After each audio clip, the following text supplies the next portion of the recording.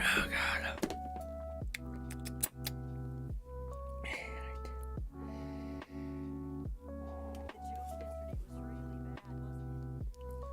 What is good, my people?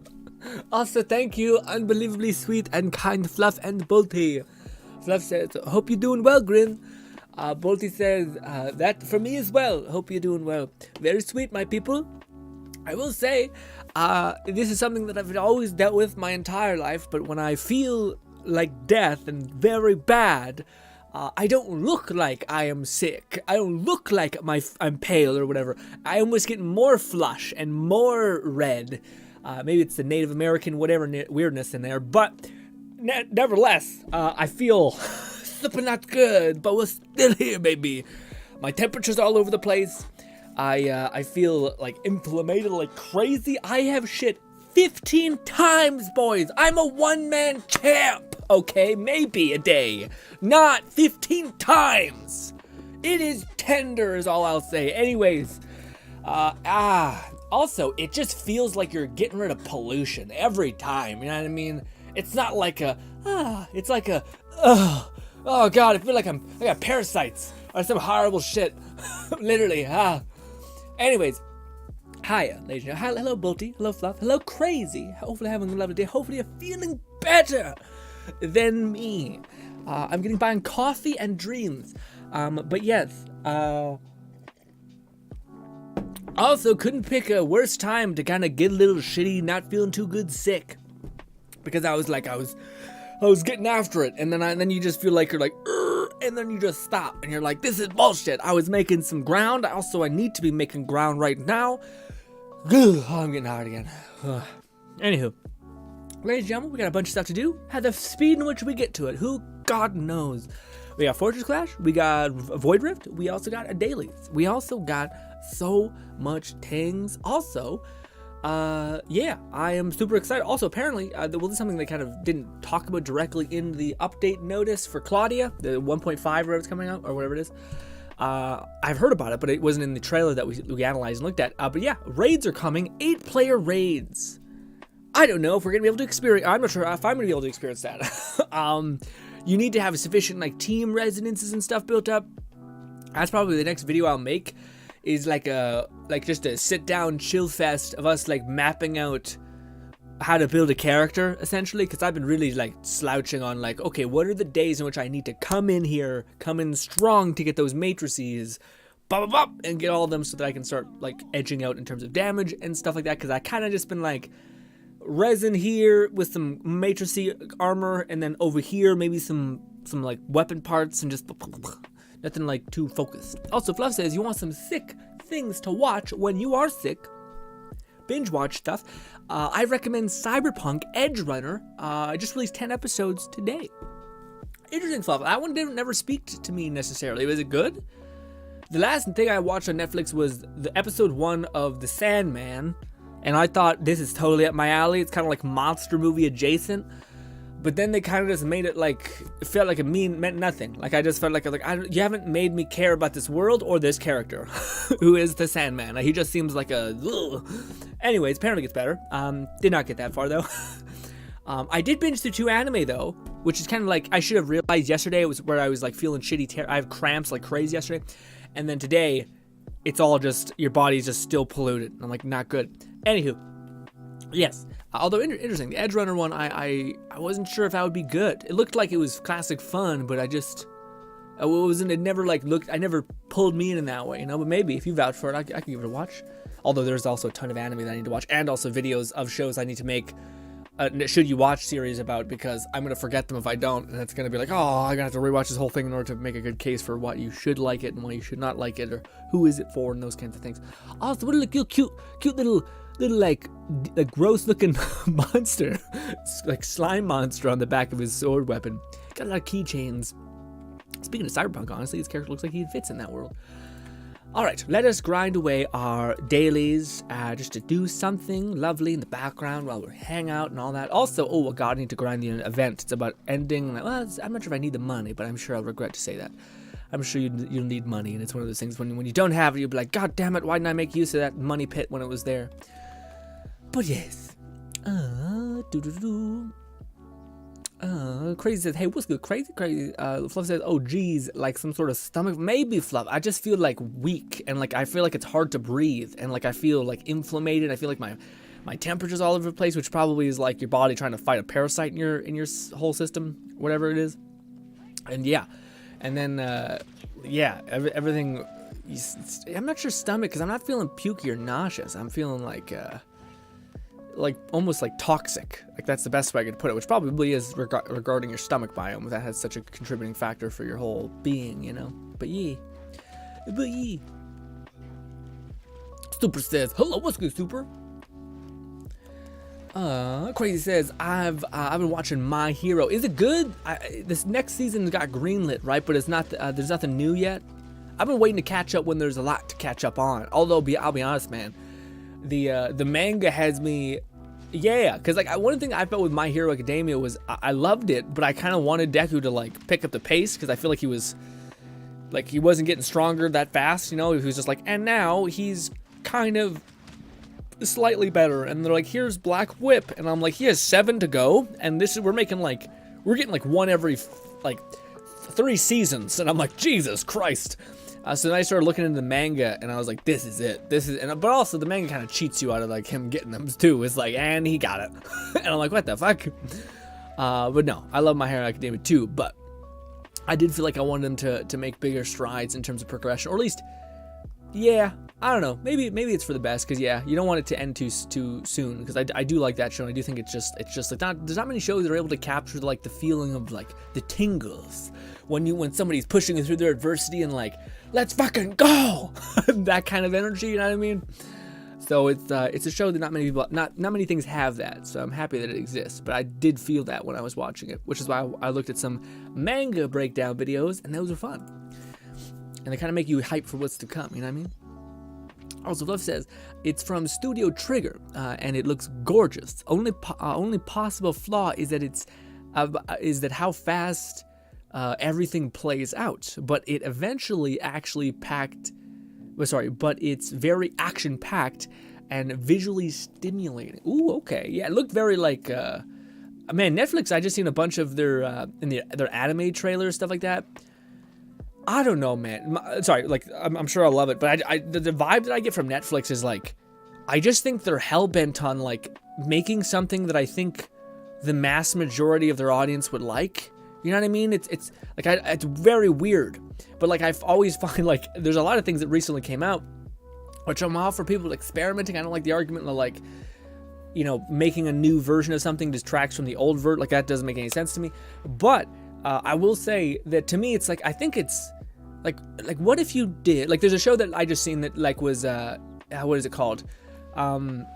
It was like the war between good and evil, or like the balance between good and evil, and it's basically like, hey, what if all the fairy tales in the world, one was happy-go-lucky and the other one was like how to make kind people and heroes and how to make evil villains, and they're in the same school, which is weird. It's like this is all just a play, like it's nothing is actually being mean or whatever. It's strange, but anyways. Like this school is manufacturing chaos. Fuck them. But anyways, but I was thinking, I feel like why not do the whole, like if we're all about like trying to make a different, like make this resonate for different generations, then why not make them dudes? Why not make these two dudes, these two brothers, one is good, one is bad, and then do it like that. Especially knowing that like the resonance of how many dudes like anime and how many dudes like power fantasy, like I feel like this would make sense of like the evil warlord versus the hero, even like and maybe there could be a gender bender version of like whatever, any sort of like fairy tale, whatever, doesn't matter to me. But that doesn't happen, you know what I mean? It's always like this, like to me, if you were to show me 90% of the stuff that like Netflix greenlit, I'm like, do you know who your audience is? And I'm all for making some stuff that like shock and awe, surprises people. But at the same time, I'm like, do you know who your audience is? Like, I think people are more open to trying a lot of shit when they feel satisfied and met their needs met, essentially, or them acknowledged to some extent. You know what I mean? Let me. Oh, what is this? Oh, shit. Okay, no, I get it. Yeah. I seen a thing. I seen some shit. How do I? Get out of there. Stop. We're wasting my time. We're burning my time. Okay. I don't think I have it. Shit. My time is gonna be destroyed. Relics. Did they patch this? Them sons of bitches? We'll take this and put in this. I seen some things. They might have patched this already. But let's see. Is it this? Hell yeah! Haha! Fuck you! I don't know where the... It's right there. I hope they don't patch it. The devs have been pretty cool about being like, I guess that makes sense, honestly. Yeah, look at that shit. You just need to have done that ruin. That's fun. But yeah, I hope the devs don't patch that shit, because that's just clean. You know what I mean? that's just fun. Volty says, do you have a fever? Have you taken a COVID test? I haven't taken a COVID test yet, man, but it doesn't really feel like that. It kind of feels, well, maybe I could, but I fucking hate that, man. I'm a total bitch. I know some people out here sticking a stick fucking 6 feet in their face. I got like a, just a little bit of my nose in there. I start fucking losing it. I'm like, my eyes just start watering. My one eye just starts losing it, and I'm like, how do people do this? If some person did that to me, like I hear people got it happen to them when they were like in a truck stop or something like that, when they like a truck pass, like it's like a checkpoint almost, and they had some random people just be like, "Excuse me, sir, roll down your window," and thank you, and I would have murdered the person. I would have blacked out and been like, or just felt so traumatized. I hate it, but I don't know if it's COVID. To me, it just feels like it's been a long time ever since COVID things happened, because everyone like started taking their vitamins, they started like being extra cautious, they started exercising more, you know. Oh, that's a fucking sandworm. Anyways, but they started going buck wild for health, and I think it just made it so that like, yeah, you're healthier, you're better, but also your immune system just generally hasn't been tested. At least that's how I feel, because I feel like my immune system's been babied quite a bit, which I prefer to do, and I continue to want to do. Also, I don't know what it is. I need to buy this season pass thing, but I tried doing it, and that son of a bitch thing didn't work. Also, why can't? No, that didn't work. I guess. Nope. Please, this. But yeah, I tried to buy the season pass, and it's like error occurred. Like, please contact us if this keeps happening. And I was like, okay, I guess I'll have to do that. But I'm like, I'm kind of being a dummy here. I need to make use of my time, because that's gonna go away pretty fast. But yeah, I still don't have my season pass, even though I'm about to complete it. In fact, I think if I did get the best version of it, I'd just complete it on the spot. But yeah. But weird that it was not accepting my money. What's good, Lone Syndicate? Crazy says, well, it's trying to make it more realistic, like how you're slowly progressing. Yeah, no, that's fun. I don't disagree that that's a fun aspect. I think it's just like there's always a fine line between when you feel like you're dragging and when you're making genuine ground. Like, I feel like there's like some of the titans of industry in terms of like progression, I think, which there's a lot of them that they're just incredible about knowing that like that razor sharp wire of like, at this point, I feel like there's a high probability that people are feeling unsatisfied with the progression of the main character. Like, oh my god, the side characters are progressing so much. And you're like, I don't give a fuck about them. You haven't made me care about them. You know what I mean? Like, unless you have, then cool. But even then, people always want their main character to be involved or feeling spectacular in some way. And I don't know many story arcs that do that perfectly, you know? But if they are, it's like stuff like, you know, Shield Hero or Overlord, those like classic ones that people love. Because it feels good when your characters are basically consistently making ground. Also, I should not have angered them people over there.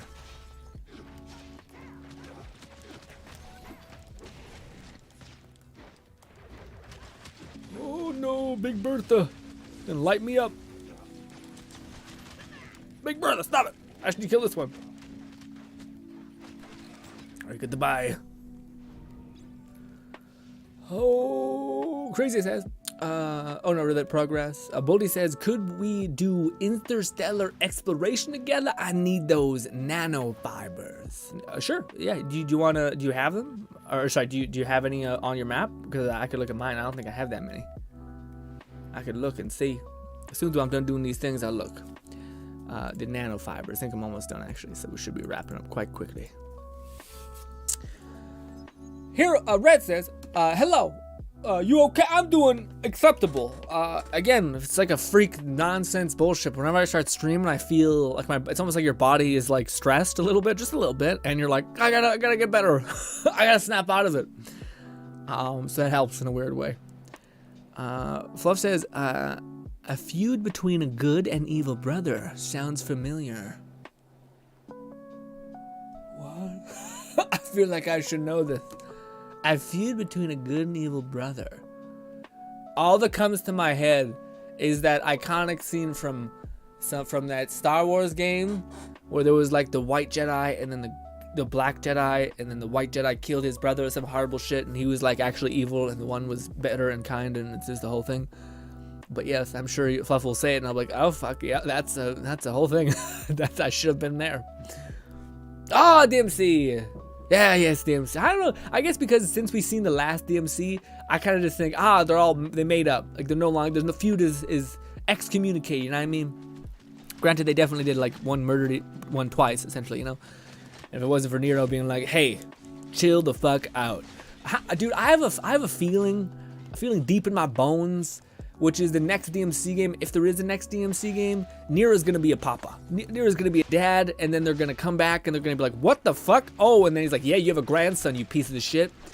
Time to train the future kid or something and make him better than all of our horrible childhoods, essentially.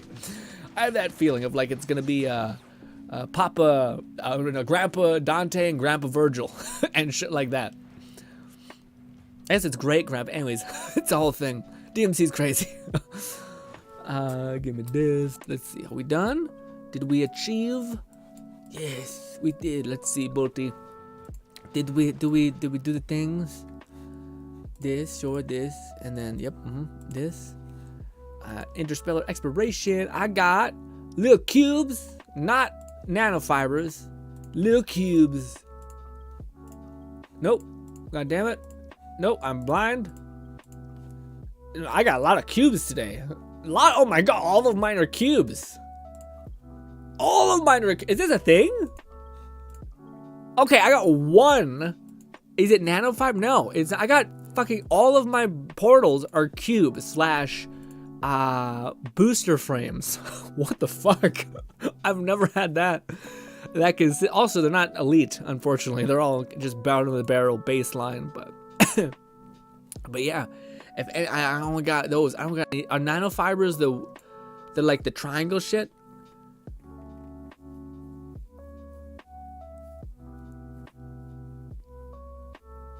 Red says, honestly, I don't think Corpse knows what their audience is, though. It's probably yeah, maybe.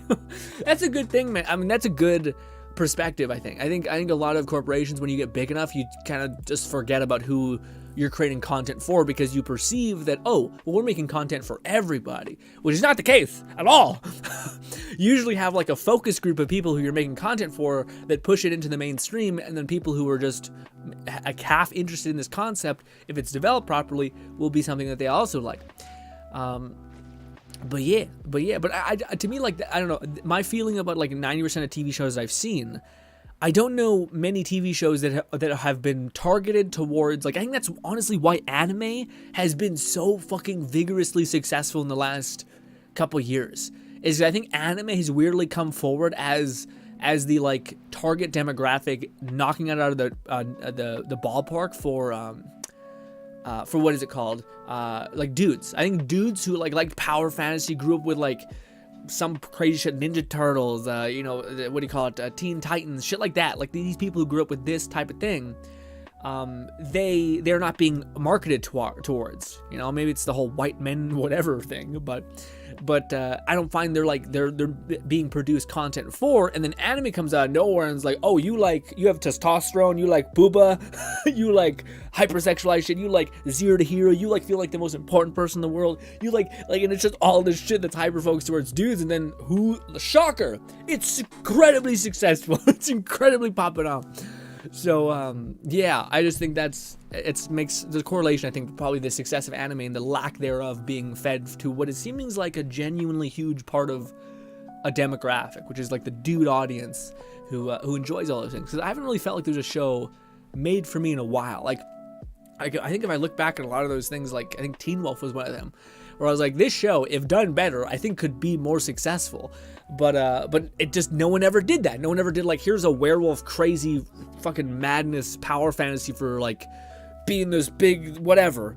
And then it extrapolates into other kind of mediums. But instead it's just like, no, here's another woman doing all kinds of crazy, awesome stuff. And it's like, well, could I feel powerful and cool too? As like a dude who I could vicariously live through who's popping off? No? Okay. Well, I guess that sucks. Super says the dude audience. I mean, it kind of describes it pretty well, I'll be honest. It's not the male audience. It's some people like trucks and shit. I'm talking about the dude audience. Like the people who are like, have that part of them that's still like, yeah. Lou says, wait, are you really sick? Lou, I'm the person who never looks sick, but I feel like shit, okay? Whenever I am sick, my body goes on the hyper defensive and my face gets flushed with blood and I have like a pregnancy glow or some shit and people can never tell and I'm sitting here dying inside. I feel like a husk. Yeah. But also, I've been performing for 9 years, Jesus Christ. 9 years, so I have like I just push myself on rails and Jesus takes the wheel, basically.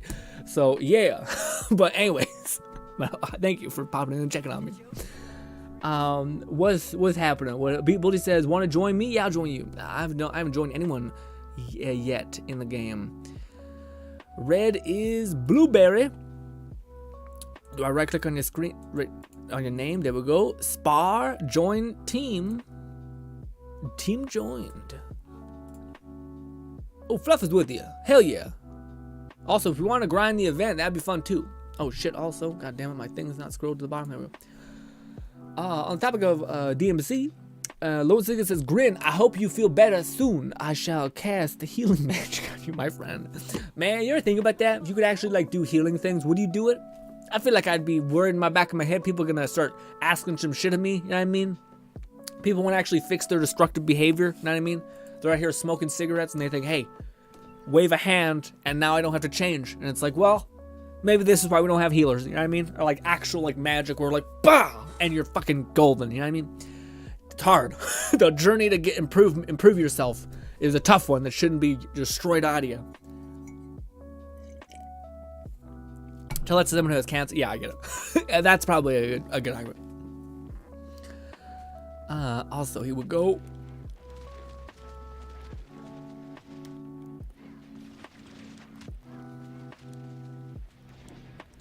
I'm so jealous. Also, I did not know Cube Guy, his attack was red. I thought it would have been like more orange. It's quite red. Oh, whenever I take a breath, it feels like like half my lung is collapsed. Hyperbolic, I know, but it's just not as amazing. Yeah. Yeah.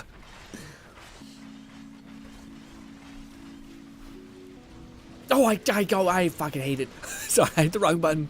I always waste my charge by like using my weapon discharge and I jump up in the air and it cancels it. And I'm like, God, no. God, why? Fluff says, their father is Devil of Sparta. He had Dante and Virgil with a human woman, with Trish being the doppelganger of to get close to Dante. Yeah. Pretty sure Sparta has been long dead, so they're probably going to be focusing on the future generation, Nero, Nico, and whoever comes next. Maybe, man, I don't know. To me, I feel like they should have maybe passed on the torch. Maybe I could see that actually. I could see them taking a break for one game and then be like, let's hang out with Nero and Trish and like add some new characters to this ever expanding universe.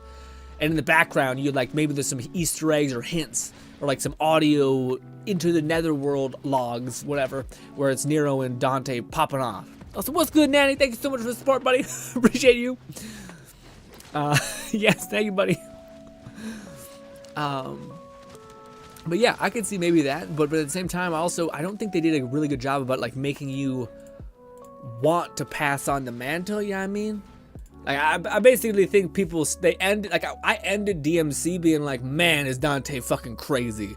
Not necessarily like Nero's combat to me was never as fun as like just Dante's tried, tested, sharp as fuck. You know what I mean? Nero's is like, I have arms that do kind of similar things, but also they're kind of clunky.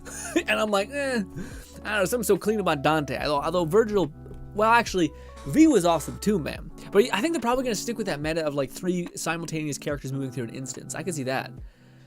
I don't know who the 3rd character would be, though. But yeah, it'd be interesting to see what happens with that. Booty said, over 100 portals. Lou says, remember me? I was the guy that asked if you can do more Let It Die content.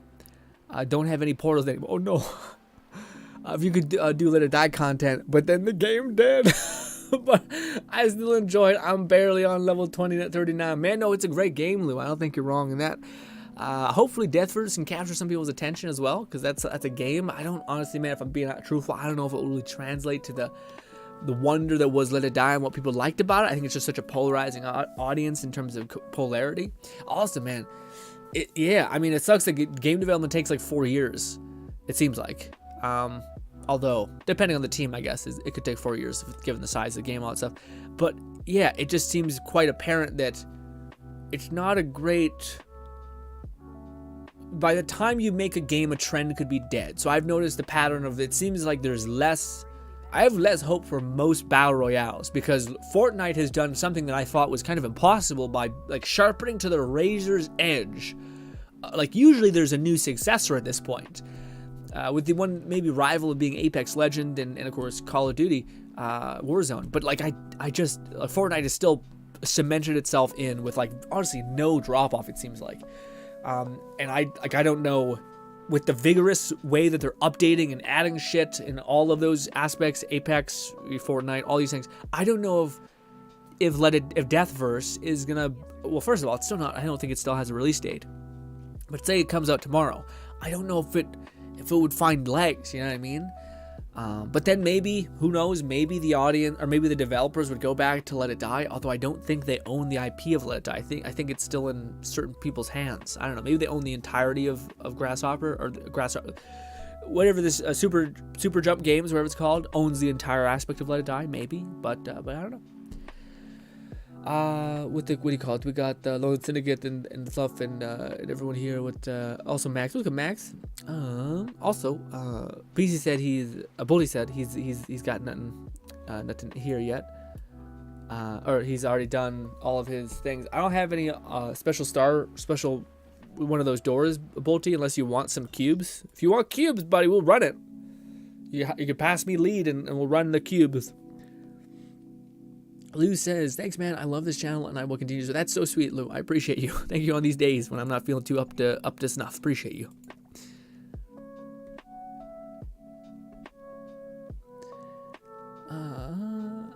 I try Genshin. It's dude, it's so fun. Genshin is a style game. Lou, try this game. This game, like, if you like playing a lot, this game will take care of you. It got so much to grind for. Although, have a fun time with Genshin. That game will take care of you until you get pretty late in the game. Like now, if you're just starting out on Genshin, you'll have a ton of content to devour.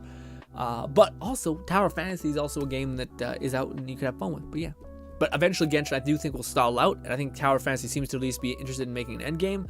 So if you want to be a part of a community that always seemingly has some stuff to do, then that's kind of huge. You know what I mean? I like that quite a bit. That's what makes me kind of want to stay here more than Genshin personally. But that doesn't mean Genshin's not a fantastic game, especially if you have never played it and you're playing from day one or ground level 0 all the way to the top. That's a fun time.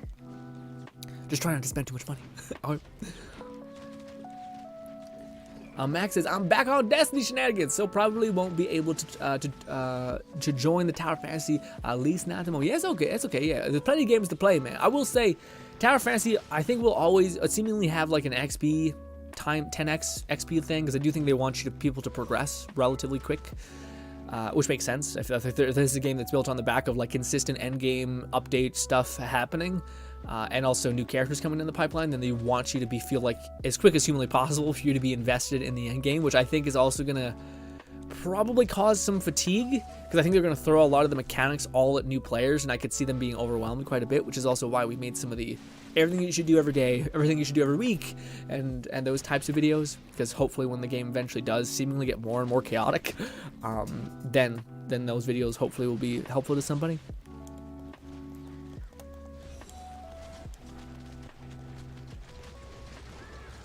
It's going to take some time before the next DMC. Yeah, we got Dragon's Dogma. Yeah, Dragon's Dogma 2 coming, and it's one of the director's other babies. Yeah, no. I'm curious, man, because maybe the director is like a sick bastard who because Dragon's Dogma is brutal. It's like depressing. It's sad. If you watch like 2 seconds of the anime on Netflix and it's half as, you guys said it's even more depressing in the game. So I was like, oh shit.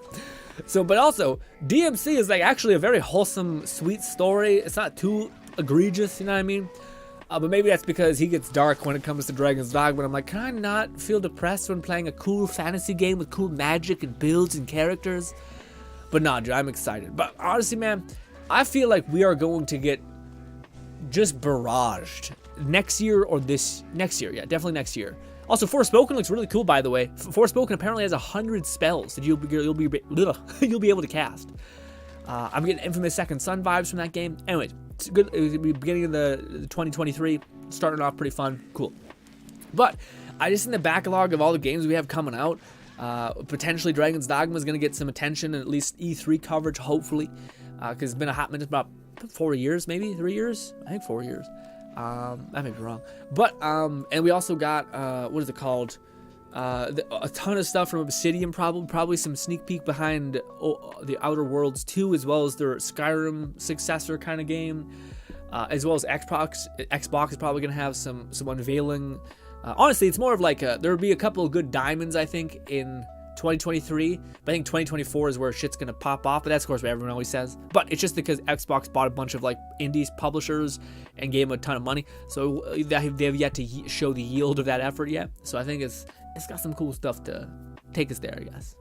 But yeah, no, Dragon's Dogma will be really interesting to see. I wonder, because to me, that game's skeleton always looks so good. Yeah, like having these like chess pieces. Honestly, again, I always say it, but there's so many games with great bones, like Cyberpunk to some extent. Dying Light 2, Borderlands, maybe, kind of, sort of. But also Dragon's Dogma, that like if they made a creation kit, if they made a mod kit for it, because the problem with, I found, Dragon's Dogma is it had such good systems but didn't have enough depth necessarily in some of those systems. For instance, the chess piece system and you having pawns and rooks and like this team that you consolidate, there was not a lot of deep story, I think, in a lot of the rooks, or if it was read. Like it was like through text, and it was kind of some felt developed, some didn't. On the small bit that I played, that's what I felt. Maybe some people who want buck wild into it, that'd be how that would, they'd disagree. I didn't play that depth into it, or the depth into it. But to me, I what do you call it? I think that'd be the best time for like a mod to come out for that game, to be like, okay, here's my special pawn character that actually has a story, voiceover, the whole shebang. This cool level that I made that, can describe her backstory or whatever, like something that can make you engage a little bit deeper, maybe, you know. What's good, Space? Space says, Grin! Just stumbled upon you again. Been years. Remember when I first found your stream on Twitch? You were playing Let It Die. Good time flies by. I hope you're doing good. I appreciate you stopping by, man. Yeah, I'm doing pretty. I love your little pic, by the way. your image, your thumbnail image is clean. But no, I'm doing good, man. I appreciate you popping in and checking up on me. Yeah, I caught me in a little bit of a sickly mood. Sorry for not as poppy, but yeah. Oh, shall we do hard mode? Oh, fuck. I'm behind on chat. Shit. Nero only had an arm in DMC 5. It was super kit in DMC 4. Yeah. I honestly prefer the arm. I thought the arm was way more metal as fuck and was also a little more grounded. But yeah. I do understand, though, for people who like the crazy combinations to shit. Oh, shit. Oh, not now. Oh, not now. Please. My controller disconnected, you son of a bitch. God damn you. Make me freak the fuck out. About to go into a skill-based thing. All y'all waiting for me also to like get done. Okay, let me catch up on chat, Fluff, real quick. Lucy, thanks, man. I love the channel. I will continue to support you. I'm gonna watch some of your other videos. Bye. Thank you so much for running by. Max said, oh yeah, 1.5 dropping in a couple days. Man, time flies. Man, time flies. Going too fast. I feel like I can barely hang on. You know what I mean? Not in like a depressing way. In like a, oh my god, it's so much. Bodhi says, want to do Fortune? Oh yeah. That's what we said. Gotcha. Hurry up and spawn in. Well, this is a waste. Absolute waste.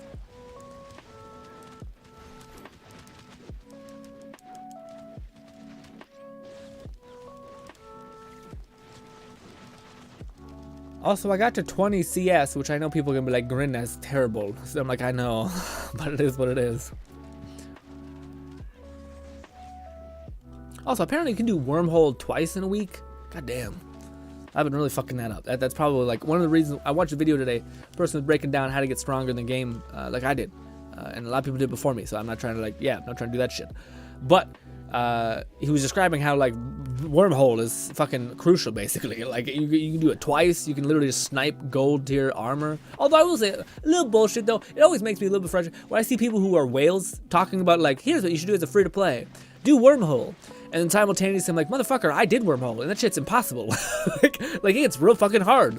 Like I don't know if you realize, like, I'm not trying to be mean, but like there is like a level to this shit where like I could get far, but I couldn't push into the diamond or the gold. And again, it's a matter of time. I don't think it's like a thing, but yeah. But again, I think the guy who I watched, oh my goodness, I did not realize that I forgot we're hard mode. We can't get hit by anything. Yeesh. I did not pay attention. I was in story mode. I'm sick. That's gonna be my excuse for I'm sick. Well done, Bulty. I wonder how Stitch is doing, by the way. Stitch has gotten really. He went to that school of YouTube stuff. Also, oh my god, please not again.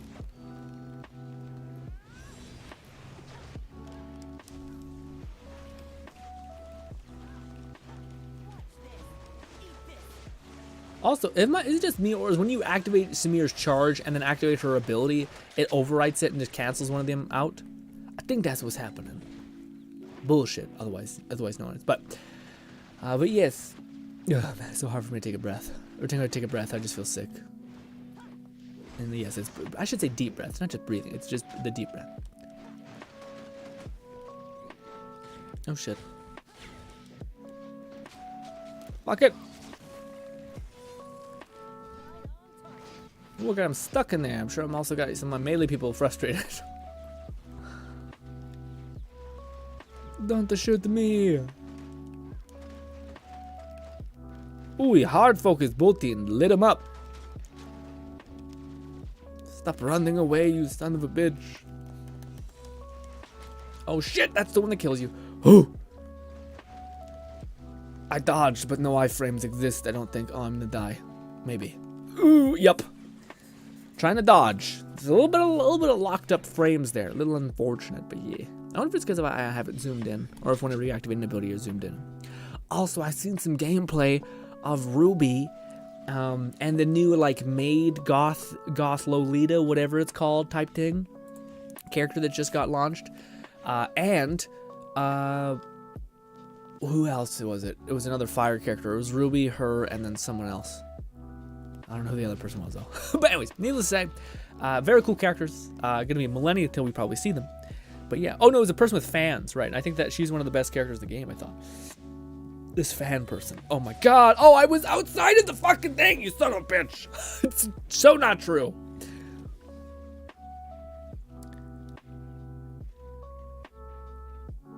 Super says modding can keep a game alive for years. Yeah, man. But I like, to me, I don't know, man. We talk about this all the time in streams, but like, the best example of this is Fallout. And even like if it's a bad game, but like in most companies are like, yeah, we totally like mods. It's so cute.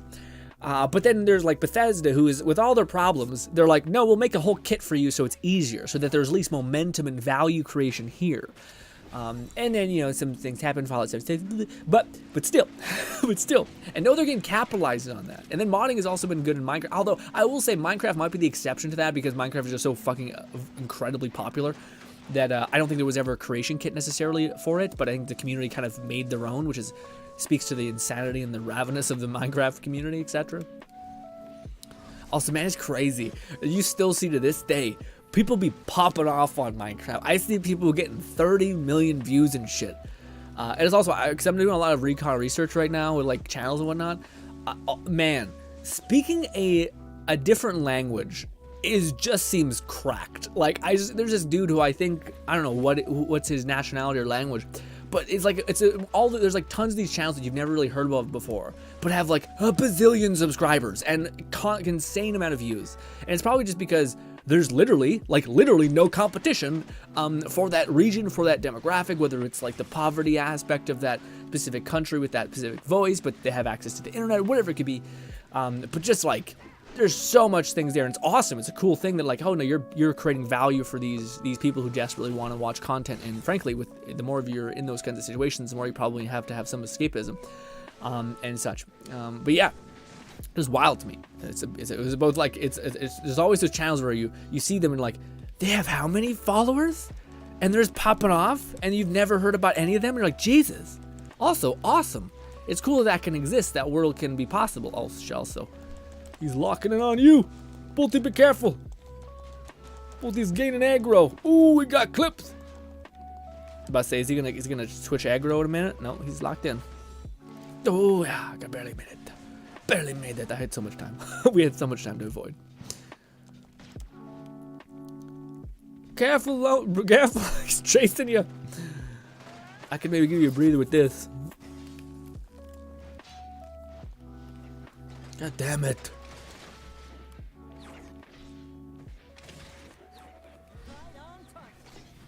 Don't do it. Don't do it. I didn't get a shield break as much as I wanted.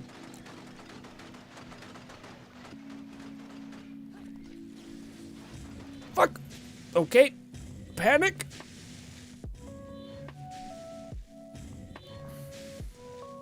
I should be getting hit. I should have definitely got hit there. There was one time where I was in the red. It got me when I wasn't there, and that time it forgave me. I appreciate it. Either that or somebody healed me to a sufficient amount. Ah, you son of a bitch! I want 2 boxes!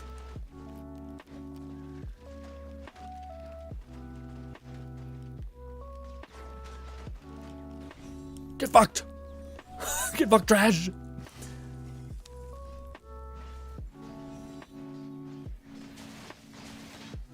Okay, bad time. Ooh, I'm gonna die!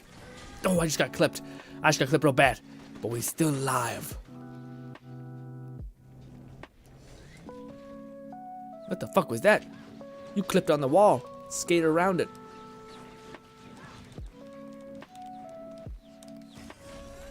Clean.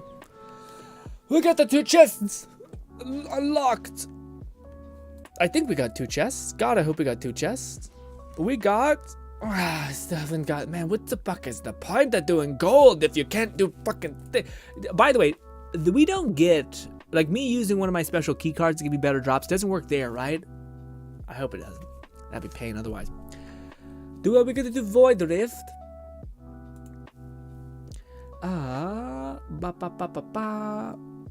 Man, time fly. Yeah. Fluff says, also, Playground Games, Fable apparently has a lot of cool stuff, but they won't show it off until it's ready. Like what? Hey, Fluff, like what? Hey, Fluff, stop what you're doing. Like what? I didn't hear nothing about nothing. Like what? Playground Games Fable? New Fable game? What it's gonna have? Is it like all the fun returning things, like being able to, you know, buy up cities basically, and like shops, and then hike up the price or lower them based on your morality? Like what? I haven't heard nothing about this, and I've never been more interested in anything actually. Remember, I don't believe in spoilers, especially not for the game that I've loved forever. Fluff says there are some good mods for Dragon's Dogma Dark Arise, and it'll be used. RE Engine already has a big modding scene for all character games until that ends. Okay, at least there's that. Okay, good. Yeah, I just think I've never seen a company that, like, it does seem like the momentum of your game's modding community seems like it makes or breaks it. That's why I think Bethesda's like, we'll just make you a modding kit so like 80% of people can like rationalize how to do this. It can also kind of be an entry point into game development.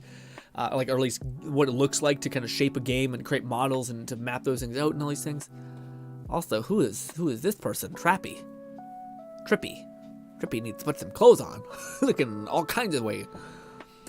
Want a taste? Space says, and modding can fix any Bethesda. Yeah, fix. It's true. I will say Bethesda does have the whole thing. Well, that's my whole point, honestly. Is it like, if you give people the option to add big titty anime girl in a game that doesn't necessarily exist, it's easy, it's fluid, it's all that stuff. You can have a body mod, you can have skin texture, you can have sweat textures. Why don't talk about it? All of that. You can have all of that. And then they'll be like, okay, fine, I'll fix the rest of your broken shit because I want the rest. You know what I mean?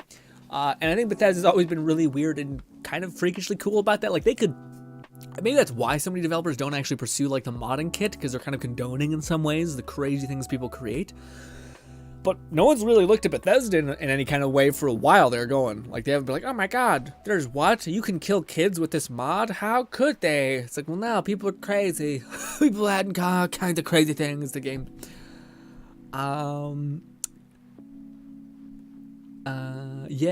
Some get that mad frame over one stream is insane. Lozig says, I got a cool chest piece. Nice. Oh, I should check out my gear. Give me a sec. We got the helmet. It's not as good because I leveled that one up, and this one has. It's all horrible, actually. It's just bad. It's bad across the board. This one has attack. Slightly better. This is the problem when you level up a weapon star rating, is because it's ultimately means nothing. Also, I bought gauntlets, so killing it.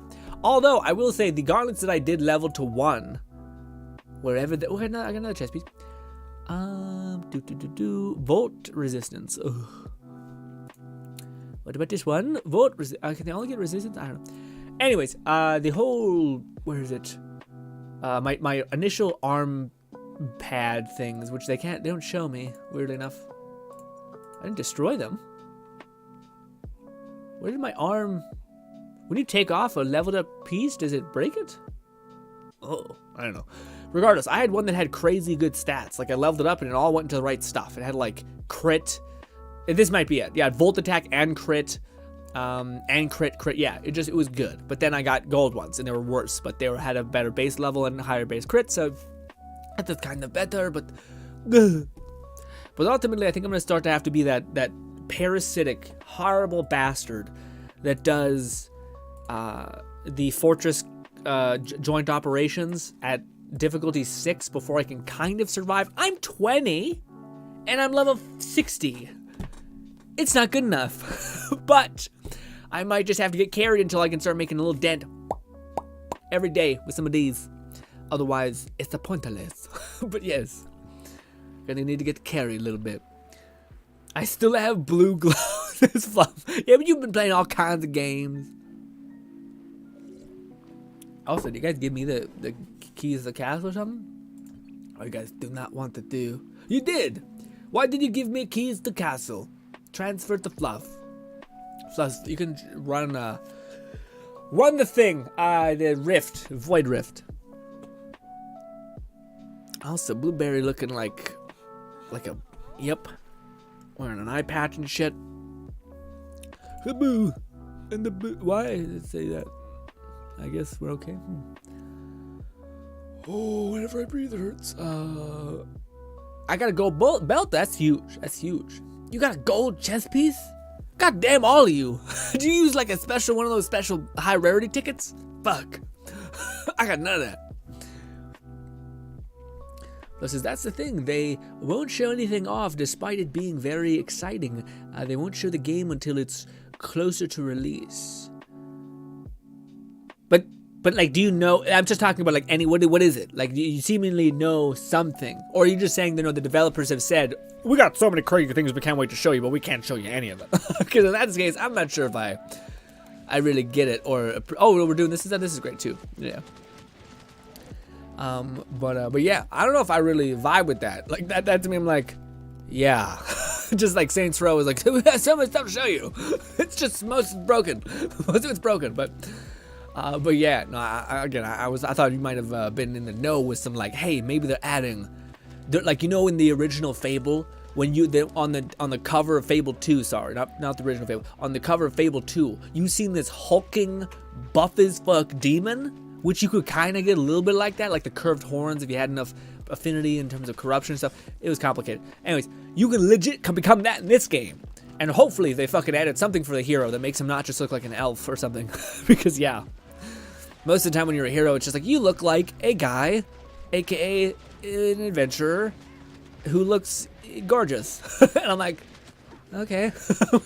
Well, like that guy has like a cool, like, what's his name from Beauty and the Beast? He's like a bastard. But he's looking back on it, he's kind of like, he's awful, but it's also like, yeah, he's a person. He's a human being that I've seen before in the world, you know what I mean? Oh. Bodhi says, Void Rift is the hit scan one. Okay, we'll hold that off. We'll not, good call, Bodhi. We will not do Void Rift. Not today. We'll wait for Thursday. I believe we won't play this next. Can we try it? But I'm not sure we can. Yeah, but it's a bad idea. Let's not do that. Don't do Void Rift until it's not bullet destructor, little tiny person. Why does she wear eye patch? Also, probably gets extremely cold. Anywho. Fluff says, and Cyberpunk 2077 1.6 update also includes a release of the Red demo. Or sorry, the Red mode, which is their official supported mod toolkit. Oh shit, no kidding! Okay, let's go! Okay, that'd be huge! Okay, that's way more exciting. Also, I never played Cyberpunk on this PC, so I wonder how it would be. We could do a couple fun streams with that. Although I'm always terrified with that, because that's streaming Cyberpunk is like, we're okay with booba and dong. Literally just clipping through pants, which is probably the most horrible looking thing ever. Anyways, it's also really hard to explain that to YouTube. But yeah, because if we're gonna like do streams where we're covering a weird mod, one, it could break and we'll be fucked. But we could always fall back on Tower Fantasy, I guess. Just thinking aloud here, I guess. But yeah. But also, what happens if you're like, oh, this mod can flick and put a bunch of giblets all up in your whole thing. Also, did Fluff give me back the? No, it didn't. Oh yeah, Gaston. Gaston. That's it. Whatever. Gaston or Gaston. I don't know. But yes, him. And in Fable, it'd be cool to have like a bunch of different types of heroic type of. Or a better example is in Fable 3, there was like your papa, your dad figure who had like a giant stash and was like a hulking dude, but he was like charming and had a twirly mustache and shit. Like it would be cool if they evolved the game in that way. Fluff says Tappy's got a summer outfit and cosmetic. Oh, it looked cute. I was just being mean, but not actually. Like it looks great. But yeah, yes. Bodhi says, Grin, look at Tower Fantasy Discord chat. I got some god roll. I just be sad, Bodhi. If I see it, I don't mean to be a gross, bad person, but you know, it's been rough out here for your boy. This is the gaming tab. Oh, Fluff added me with the trolling cheers.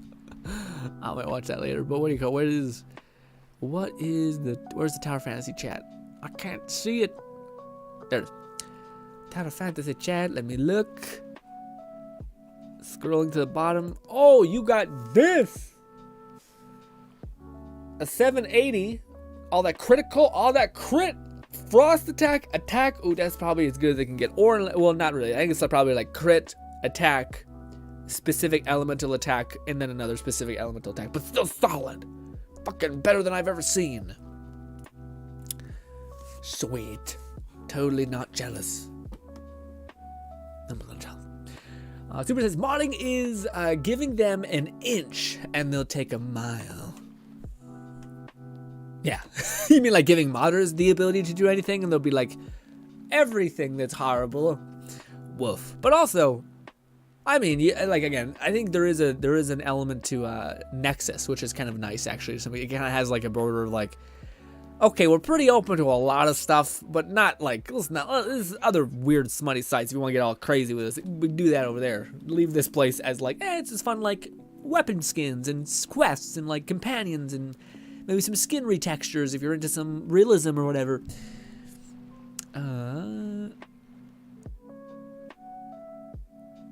I still have blue pants, says Lone City. I have at least all purple, so I've done that. But also, you guys can, if you just do a little bit of wormhole, you'll be able to buy purple pants, purple chest piece, all that. I imagine those people say to like also like, hey, if you can do wormhole, you can also do, you know, XYZ. I'll continue.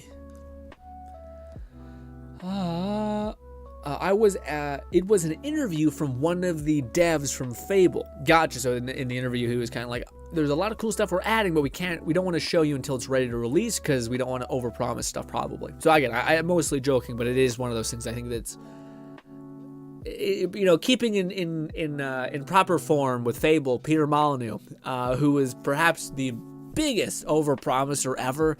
But man, there's something I love about that man because he was by far the most I don't know if those games could have existed without like an absolute eccentric freak weirdo helming them.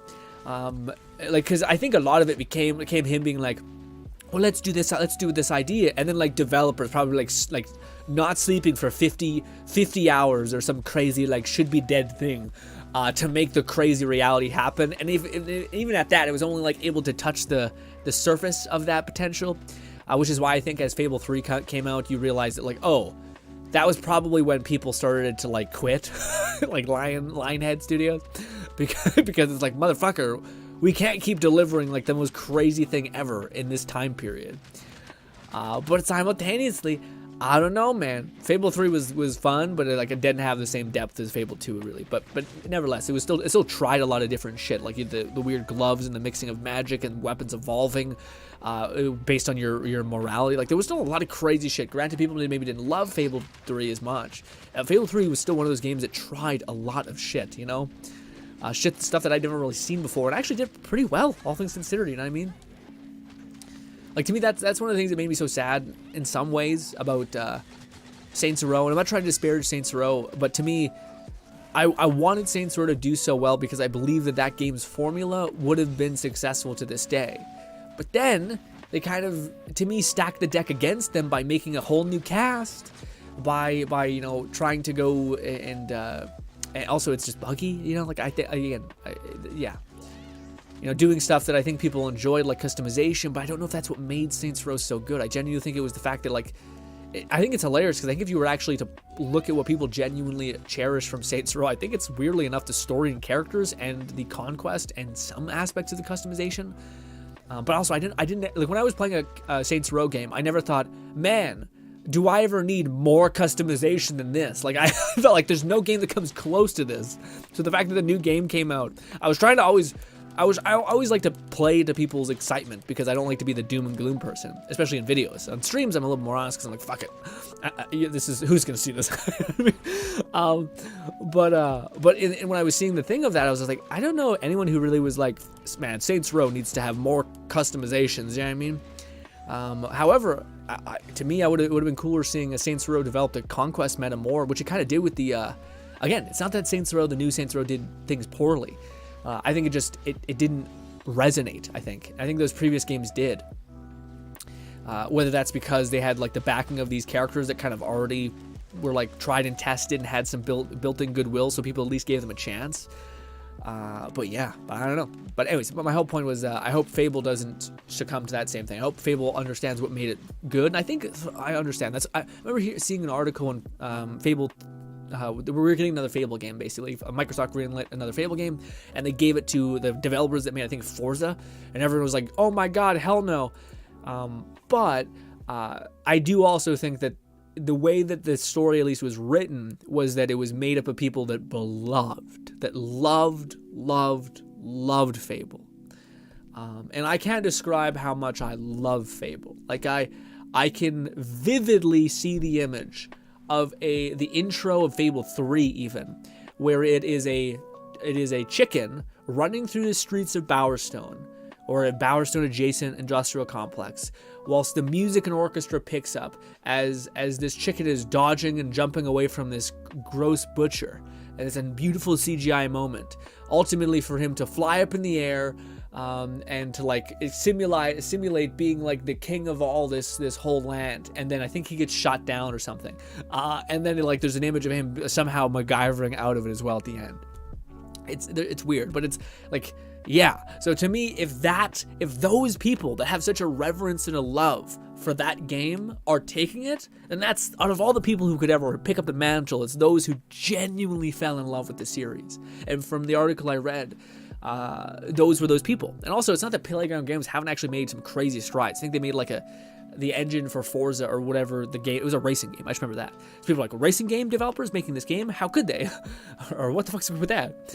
But yeah, I just remember it being what do you call it? They did some complex things, and they actually, it's okay. Like this developer, again, we haven't seen anything yet, which is, I shouldn't be too hopeful yet, but fingers crossed, man. Fingers crossed.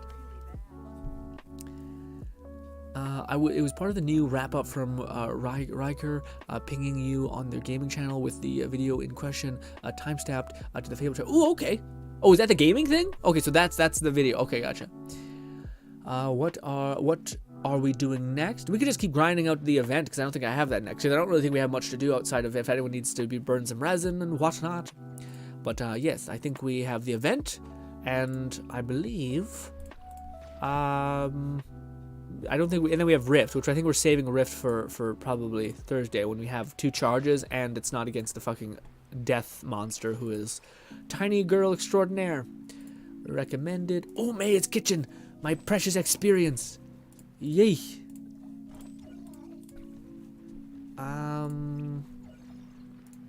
Where is the challenge mode? Rift. There we go. Rift, it is Gunner Girl. Yay.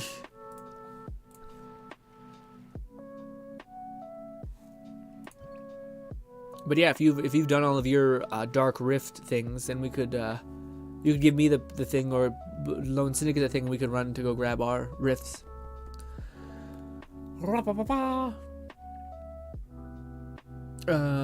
Syndicate says games to get for PS5. I wanted to try Cyberpunk again, Ratchet and Clank, Scarlet. Yeah, it'd be interesting to see how your Cyberpunk experience is on that. Although. I guess it's $60. It's still a lot of money, but like, I don't know. To me, I would have went with Scarlet Nexus, Ratchet and Clank, and then saved Cyberpunk for that day whenever you get your PC, because I feel like that looks like, especially now that they've greenlit the mod kit, I feel like that's when shit's gonna get a little real and you can log into the game and a lot of the things are gonna be fixed by that community. Fluff, did I understand that correctly? Did you say that they released a modding kit with this update, or with like updates that came a couple months ago? Because that's also the other element is maybe some people are like, no, I don't want to make mods for a game, because fuck you, you know? So yeah.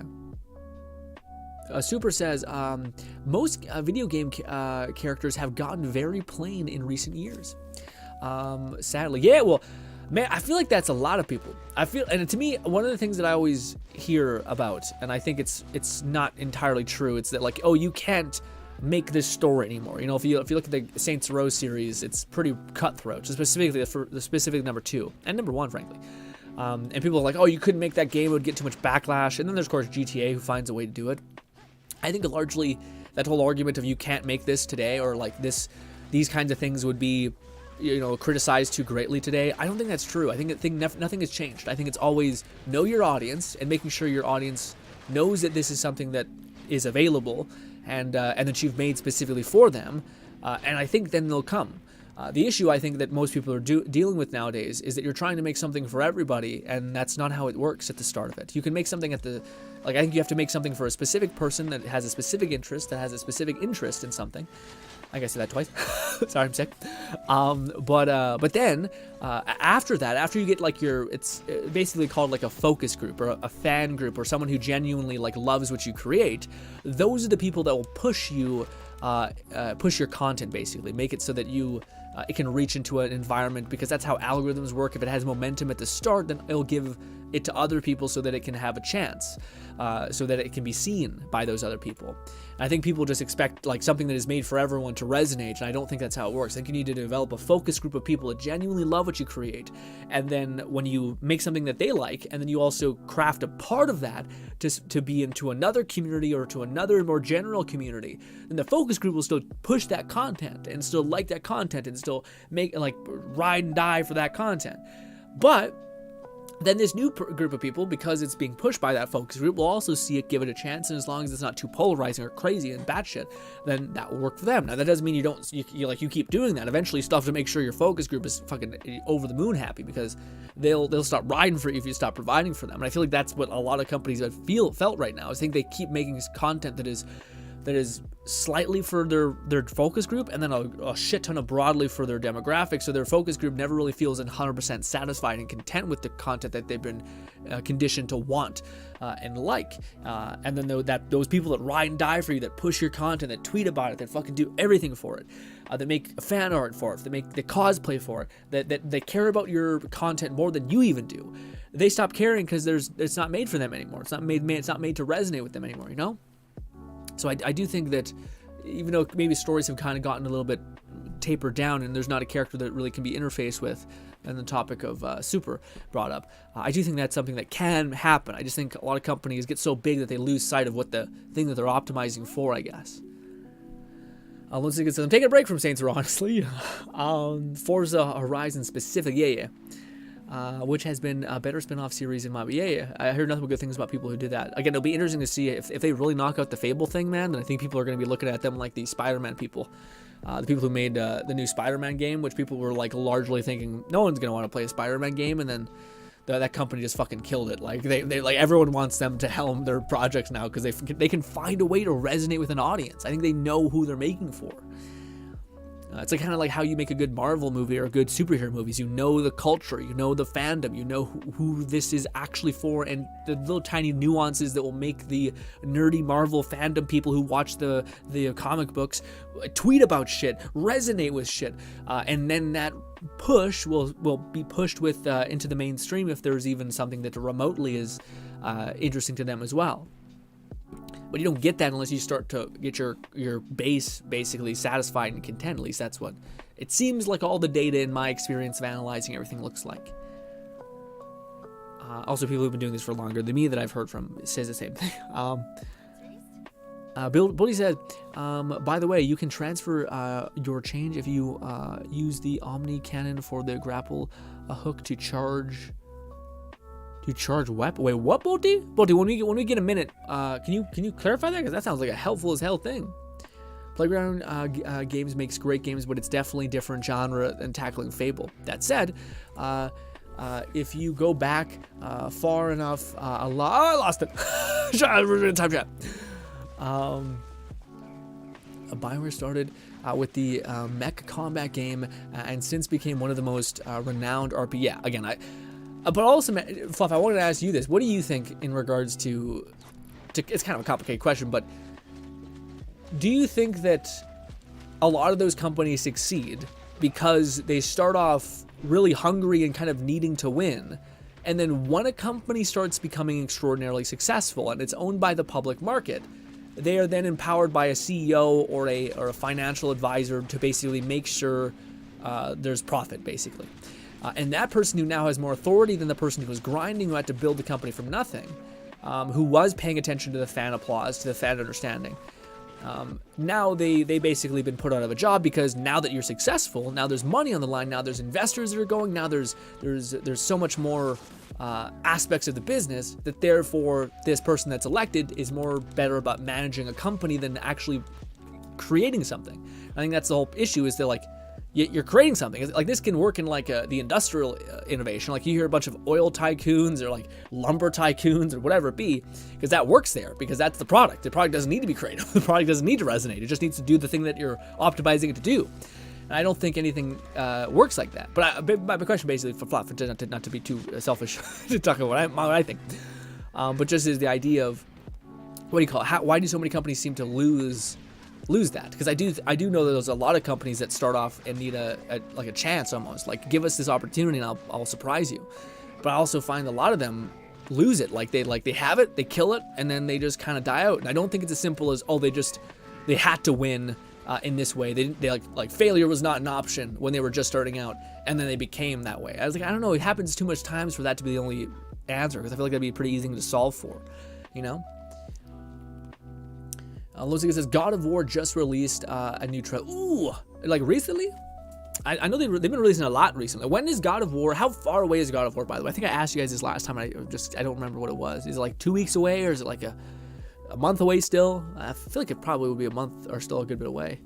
Crazy says, High on Life, dude, looks so good, right? High on Life looks so fucking cool. It's the weird gun game where they got talking weapons by the Rick and Morty person, etc. Cyberpunk is on PS5, should be a pretty solid state now. Yeah, no, I definitely think Cyberpunk would be good and run good. I just think if you're saying it's already kind of thinking about getting a PC, I feel like that'd be a pretty coveted experience that would amplify on PC. You know what I mean? Whereas I think you play it on Cyberpunk on PS5 and then you play it on PC, I feel like you're like, it's not that magical, you know? Whereas I think if you waited to go to PS4, I believe, and then go to PC and then add mods, and then like I feel like you would get way more out of that game's experience on PC like that than just the generational up of a console. Specifically just in regards to mods. Like if you wanted to have crazy shaders or better lighting or better performance optimization, which is also mods that exist, you know? Crazy says you should watch the gameplay of what High on Life. I've seen the gameplay, man. It looks so good. It looks so good. I hope it's a longer game, because I feel like I could play a game like that forever. I love the trope of like a talking companion weapon, especially when it's meant to be like a goofball, charismatic, funny person, not necessarily like a serious thing. Which is why I'm actually excited for Forspoken. Apparently, like the whole gameplay's story is delivered basically through a isekai bracelet that's talking to you in a handsome British man voice. So yeah.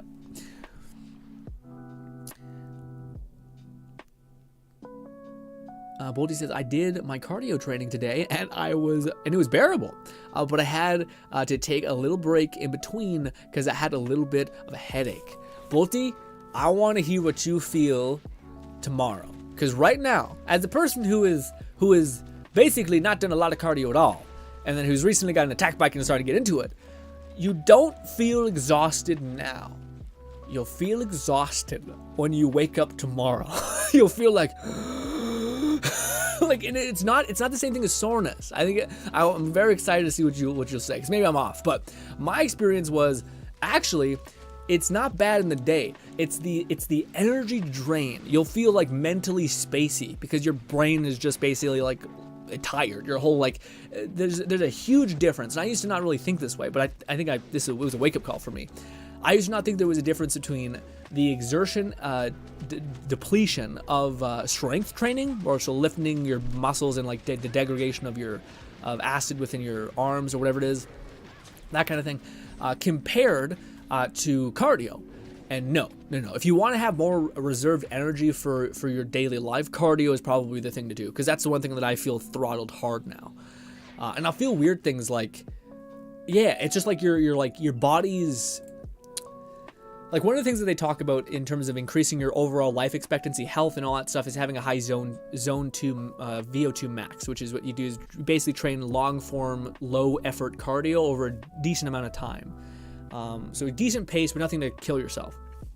And then you would do that for such a long time that your heart basically gets really efficient at pumping blood into your body without poisoning your muscles. Anyways.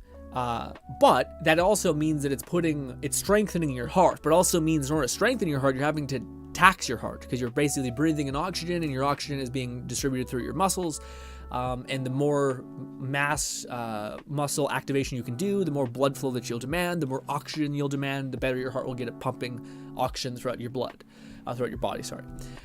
So yeah. But that to me, I feel like it's training your heart is nothing like training your muscles. It's like I feel like off almost, and like your brain feels like almost like I'm kind of like I feel more clear but also more drained, and it's weird. But also I'm also sick, and I think I'm doing the cardio training, which doesn't help probably. You're probably weakening yourself, and then your virus is beating the shit out of you too. But I want an update on that cardio situation, Bull D. Love says, so you can start on PS5 and eventually go to PC. Oh, there is crosshair. Okay, cool. At least I think that's how it works. Yeah. My whole point why I was suggesting PC is because if you have 2 other options of games to play, and you basically are choosing between Cyberpunk, I think if you have any plans to get Cyberpunk on PC, it would be a much better fresh experience on PC than kind of dabbling with it on console and then maybe being like leveling up to it on PC later. Like, I don't think it'd be as impactful necessarily, you know, but you'd still be paying probably the same price, so it's also kind of like a money thing.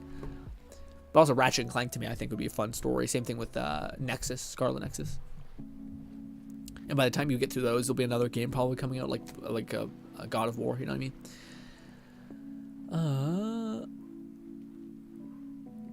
Focus group are how we get Fuse from Insomniac. One of the worst forays outside of PS exclusives. What happened? Wait, what do you mean, Fluff? Focus groups are one of... Oh, no. When I say focus group, I don't mean like a focus group. What I mean by a focus group is I mean the target demographic for the people that will resonate the most with your idea. So, for instance, it's not necessarily like who you hire to like scan your program. It's who is the target demographic that you're trying to sell for that will move. Because this is something that people talk about a lot, that I've heard a lot too, is like it doesn't matter that what if you're optimizing for seniors who have no disposable income or no excess time or would love it this way, but wouldn't be the person that buys it and supports the product. That's not who you want. That's not your focus group. Your focus group are the people who would buy, who would care, who would become incredible fans of your game, and things like that. Your focus group is like the core of your core, essentially. And then they push your content to people who like it outside of your niche, essentially. Focus group, I think, largely has a negative connotation for like ad campaigns where like random Joe Schmo that you take off this side of the street, which is not your target demographic. That's just a guy who happens to feel a certain way. You're wanting the person that no, they like your content, they enjoy what you're doing, and they're willing to buy and they're willing to support and they're excited for what you make and then all that kind of stuff. Super says, that's why I love FromSoft. They make games for their core audience, and recent Elden Ring ropes in as many people. Exactly. That's probably one of the best examples, actually. Yeah, super. Exactly that.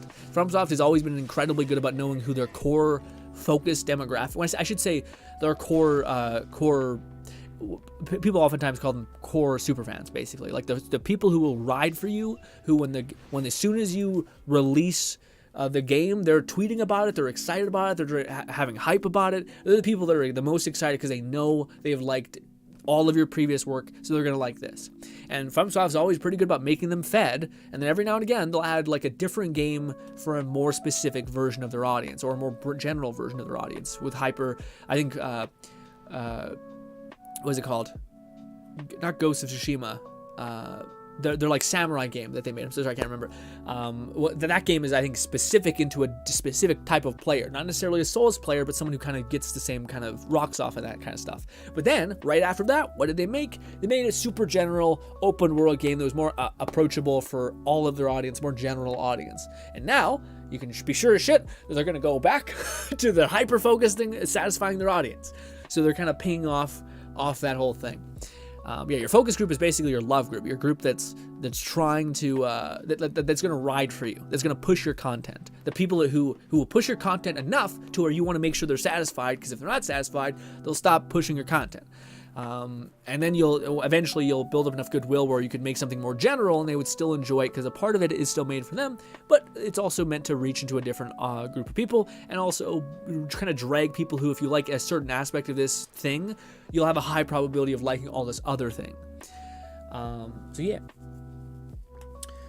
Insomniac has a very few bad games. Ratchet and Clank being their signature, but apart from Fuse, they also made Sunset Overdrive, right, man? That's such a good game. And Spider-Man with the upcoming schedule, and Wolverine. Yeah, man. Oh, I'm excited to see the Wolverine one, because they haven't made a gritty one, right? And I think that's gonna go pretty hard in the paint. I don't think it's gonna be cartoony. I hope it's not.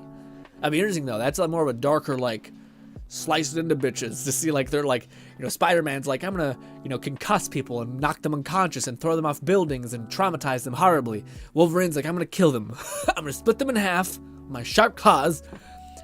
Maybe. We only got like a quick little scene from the game, so we don't really know what to extrapolate too much on, but yeah. Phil says it's part of that. Yeah, culture changes with companies, and as the greater creative minds leave or get removed for some other reasons, and the result game will be different, if not worse. Yeah, that's a pretty good thing. Yeah, it's just probably changing times as well. To me, I see it so many times throughout businesses which seem to lose track of stuff, and there are a few companies like that who are like FromSoft, who are like Insomniac.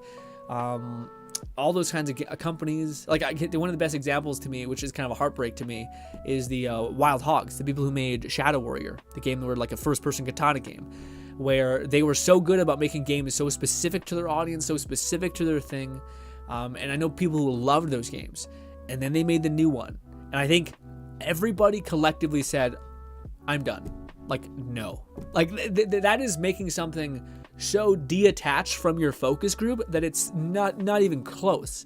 You know what I mean? Like, that is the opposite. That's like 99% of the game is for the general audience, and there's like 1% of something that is just so insulting that this is a part of it. That's like, this is nothing like what we played.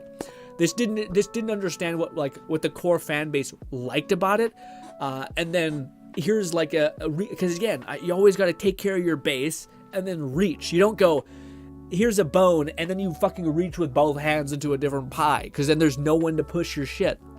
Unless you have a ton of goodwill, which some could say that's, some cases Bethesda's a little bit like that, where they're like, let's try something completely different. And you're like, well, wait, hold up. Let's try something different, but let's keep, Fallout 76. Maybe we should have mods. Maybe we should have like a slight open world, some story that's connected in thread, because that's what people are used to. And then we'll have this multiplayer thing kind of built off top of it. No, it's just multiplayer, just that. We're not accounting for what people actually genuinely loved about this game.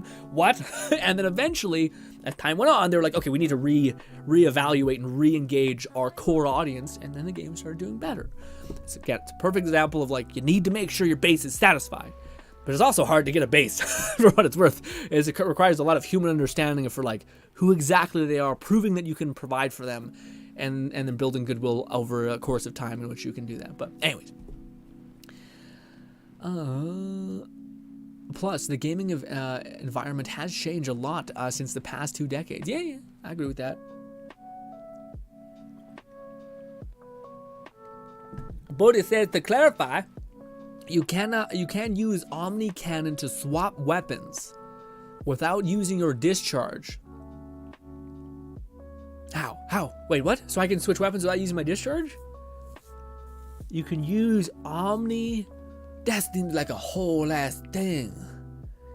Omni Cannon. I don't know if I have Omni Cannon. Let's see. Backpack relic. Deploy. I have my this one. I don't think the storm is really that great because it misses most of the time. Is that hovering cannon? What is Omni Cannon? What is Omni Cannon? Missile barrage, hovering cannon. Oh, Omni Cannon. It's this one. Okay. So instead of using your I feel like it's probably just best using your discharge a little bit. But you're saying it's an option where you can do this. Oh, alright. I didn't mean to. I wish they had a fucking button that said like, this is RP, this is LB, because I can never remember.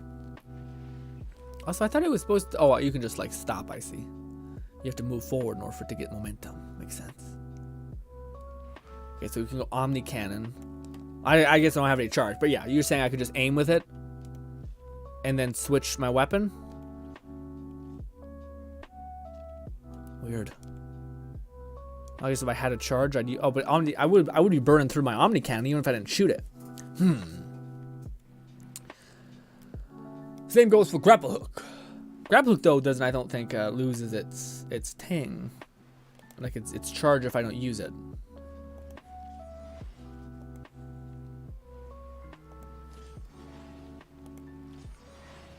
Oh, that's cool. Actually, not that bad. Yeah, you can be used to it. Huh. And you just hit a button. Interesting. Okay. That's a hella tip, Beastie. Bolty? I even say Beastie. 2 B's. I got a hair in my mouth. Is it? Yeah, it's from my own beard. Gross. Alone Syndicate says the trailer released an hour ago and it will release sometimes in November. Okay, gotcha. So is that how long is the trailer though? Because that's the thing, man. It's such a funny I should write this down. Also, it's a lot of ass cheek. I should write that down. Actually, I forgot about that. I had an observation that I didn't really click with me until now. I found, for me, when I see a PS3 video from like Sony, and it's a God of War video, and it's 3 minutes, I don't have the urge to click. But if it was 6 minutes, I would have a huge urge to click. I don't know what that is. I'm gonna break that shit down.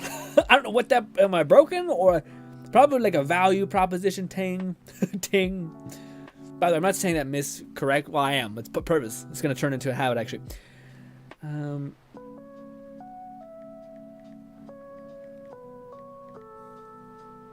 wonder if that's for everyone or if only it's for me. I wonder if everyone's like that, or if there's a group of people who probably are attracted to short form video instead. I feel like now when it comes to games, I feel like for the gaming demographic it'd be the same thing.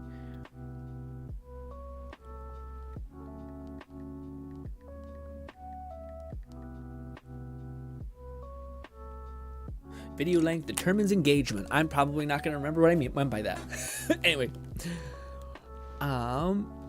the Lone Singer says, "Well, Grin, it's only 3 minutes." Yeah, I know, man. But like to me, I always scan that shit. You know what's hilarious? I subscribe to this channel that like just aggregates like demo clips for like games. Kind of horribly so, but that son of a bitch always makes it so that the video is, he has like a minute end card, because he knows that like if a person sees all of like the gameplay things and his video is longer than like, let's say 3 minutes, like it's 5 minutes, but it's 5 minutes of an end card, you'll click and you'll watch. Now it doesn't really help because his engagement will be low and YouTube won't push it because it's fucky, but even if you make for half the video, it's pretty still good engagement. Anyways, but yeah, it's funny how that works. Super says, Grin, you're just above the lower attention span people. Well, no, actually, Super, I'm so happy you brought this up. What do you call it? Attention span actually doesn't work that way. That's a myth. The whole like human beings have a goldfish attention span is, I looked into this within the book I was reading. It's actually not the case. I know you're joking, by the way. I know you're just having fun. I appreciate that, but yeah, what do you call it? The attention span myth. It's not necessarily attention span. It's that your attention is task specific. And you also have value proposition basically in your head of what you actually want. So for instance, if there's so much data coming in that basically there needs to be a good value proposition or a good argument for why you would watch something. So it's not that you're not, because again, Game of Thrones is successful. Mr. Beast gets like billions of views, and his videos are 20 minutes a piece, and also they're super engaging. Even people who are not spending millions of dollars on XYZ as well. And yeah, but yeah, it's task dependent. So you don't need, like, you don't want a high attention span. You want an attention span on a task that needs to be achieved in that moment. Basically long durations of focus, I guess. But I don't know, I thought that was really interesting that it's not necessarily about your attention span, it's about you being able to focus on a task for long periods of time. And the only like the thing that determines that against it or for it is if somebody's able to make a high enough value proposition that you would engage. So somebody who makes a good enough argument to why this is in any way valuable, you know?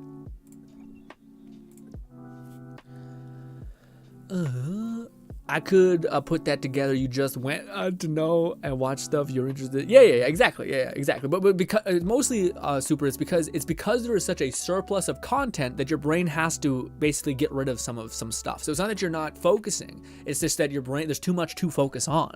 So your brain is just basically trying to get rid of stuff always. But if you have something that catches your interest, you'll watch it. You'll spend a long time watching it. So it's the way you kind of have to think about, at least for me when I'm making videos, is you have to find a way to capture someone's attention to the extent in which they're willing to deem it worthy enough to watch the entire thing, which is why a lot of times you'll see a video bulk edited in the very beginning, aka having a lot of jump cuts, zooms, and then it'll just taper off. Sometimes it's because, in my instance, it's because I'm the only one, I'm the singular person editing my video, and unless I want my video to get up on a timely manner, I gotta get cooking, actually, or I gotta make some adjustments. But for most people, it's because it's the most valuable place to be, is if I can kind of hook you in the beginning and make you feel like, okay, this is worth a damn, then that's kind of the idea. At least I think. It's my understanding of the data and how it's being portrayed. Both Spider-Man and Miles Morales is will be a good PS5 game, even with PC version available now and later on December. Yeah. Probably the first. I would go with the first Spider-Man game now, and maybe play Miles Morales on PC, because I feel like that'd be a fun, like, good comparison though. See, like, how different is it? How better is it? You know.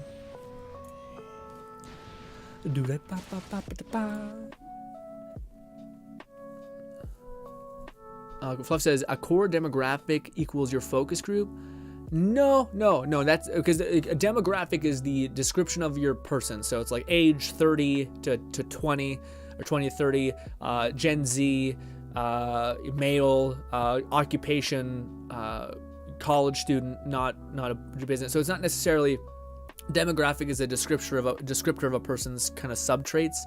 Psychographic is more kind of what I mean. Psychographic is your individual likes, interests, dislikes, the things that make you unique, basically. The things that, like, people who like anime, people who like MMOs, people who have a proclivity to watch, but basically people who have a proclivity to stay inside and hang out rather than go out and do something with friends. Like, these are the things that define you and kind of make up your psychological interests and way you engage with the world. So stuff like that. That's kind of what I mean by focus group. That's more a part of it. Again, your focus group is both. It's your demographic and your psychographic and your online behavior and your offline behavior mixed into one human being, and that's kind of the colossal consolidation of who that is, I guess.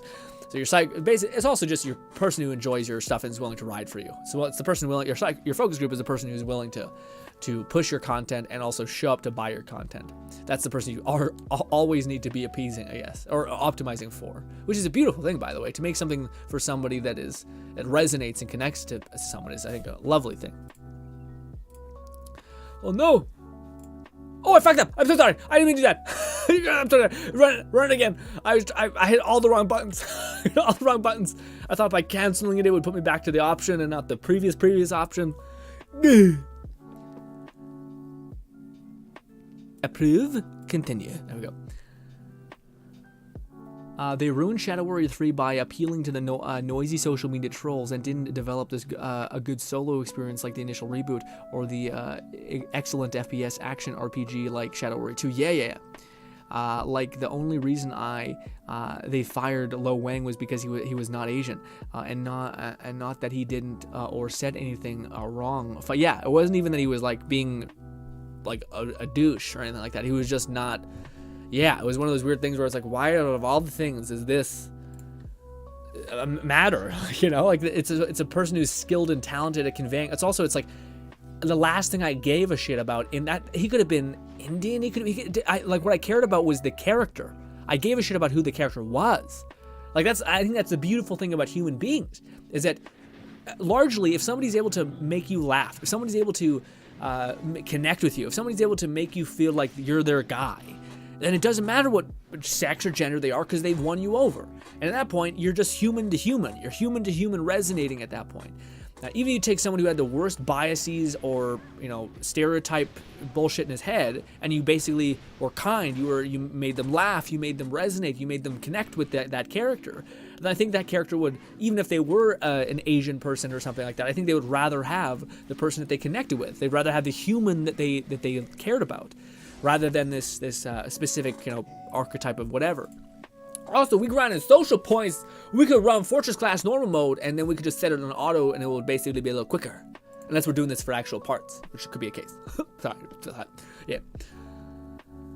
Using relics, you can switch to hand cannon and grapple arm. Yeah, grapple arm doesn't take away this stuff. Oh, maybe you can, like, put away your cannon without using it, but I thought that was the only thing for the grapple hook.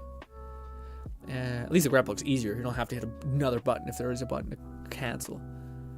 My on-screen control vanished for some reason. Fluff said, I triggered off control hints. Somehow must be key for them. Lone Sticker said, well, GRINN is normally 3 minutes. Oh yeah, I read that. Yeah, for the thing. Lone Sticker says that would explain why in school some topics stuck more than others. Yeah, exactly. Yeah.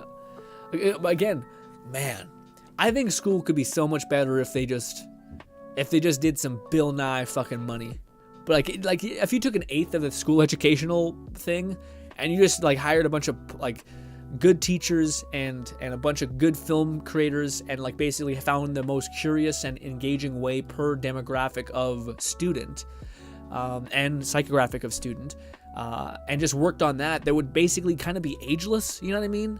And you just basically had video form. That way, if you're like a person who's like I come from a family of immigrants, basically. If you were an immigrant family working at a gas station trying to get by, you could still go online and find these YouTube videos or videos that could help explain these to you. There's kind of stuff like that in the world right now, but it's, I think it's called Kai Academy, but it's still very, like, it doesn't account for the need to make people interested and engaged in content. It doesn't take the entertainment aspect of like Bill Nye and all these weird things. And now also imagine if you had a specific teacher per demographic of you aging, essentially. So like Bill Nye was great for the time that we had it when we were kids. We look back fondly on it. I like Ned's Declassified School Survival Guide. I like that a lot. But if we were to have something from when we were in high school, if we were to have something like above that, and we were to have specific people crafting things for us so that the things that our demographic tends to find engaging, tends to like, and if you did that over the course of 5 years, produce these things for this group of people, you could just pick from whatever generational one spoke to you and resonated with you and connected to you, right? Anyways, yeah, school is a whole mess to me in terms of the way it's so ineffective, I think, especially having come from the most ineffective aspect of it, which is needing specialized help, and yeah. Fluff says PC version of Spider-Man is fantastic port. Been loving it and enjoying the mod. Yeah. I seen someone using Deku as a mod in Spider-Man. It was crazy. That man, I'm excited to see that. They didn't. Weirdly enough, they don't like grapple to things like Horizon, which you would have thought they would have like made some mods for Horizon. Maybe they did. I just didn't hear about them. But it's funny that they're like, no. And maybe it's because Insomniac is just that kind of company that's like, hey guys, you can do this and get by. Like if you wanted to, like you can just, like this is how you mod the game, or like we made it easy for you to switch out files, like switch out skins. But yeah, or maybe it's just like people have a fandom around Spider-Man more than they would do Aloy. That was probably Horizon. Basically seems like more of a playground in some ways than Spider-Man. Granted, maybe not. Maybe, yeah, Spider-Man seems like it has a great engine, fairly enough. I can see Horizon lagging a little bit. But he says, could we do Dimensional Trials instead of oh yeah. I see. That's what we're doing. Okay, perfect. Yeah, keep doing this. But Fluff says, I said that when you were talking about developing to priority of the focus group comparison to their target demographic. Oh, I see. Okay, yeah. Oh, so you're saying they're like a target group is only only focusing on the demographic, and you need to focus on more. Is that what we're kind of coming to the conclusion of? Because yeah, I would agree with that. Also, I'm reading the fucking. I need to read the current reply, but also I don't. Some people sometimes people delay the reply because they know that I'll get to it late, or some people just give up, and then I don't know which one people are doing. so yeah, sometimes should I read the bottom? No, didn't reply still.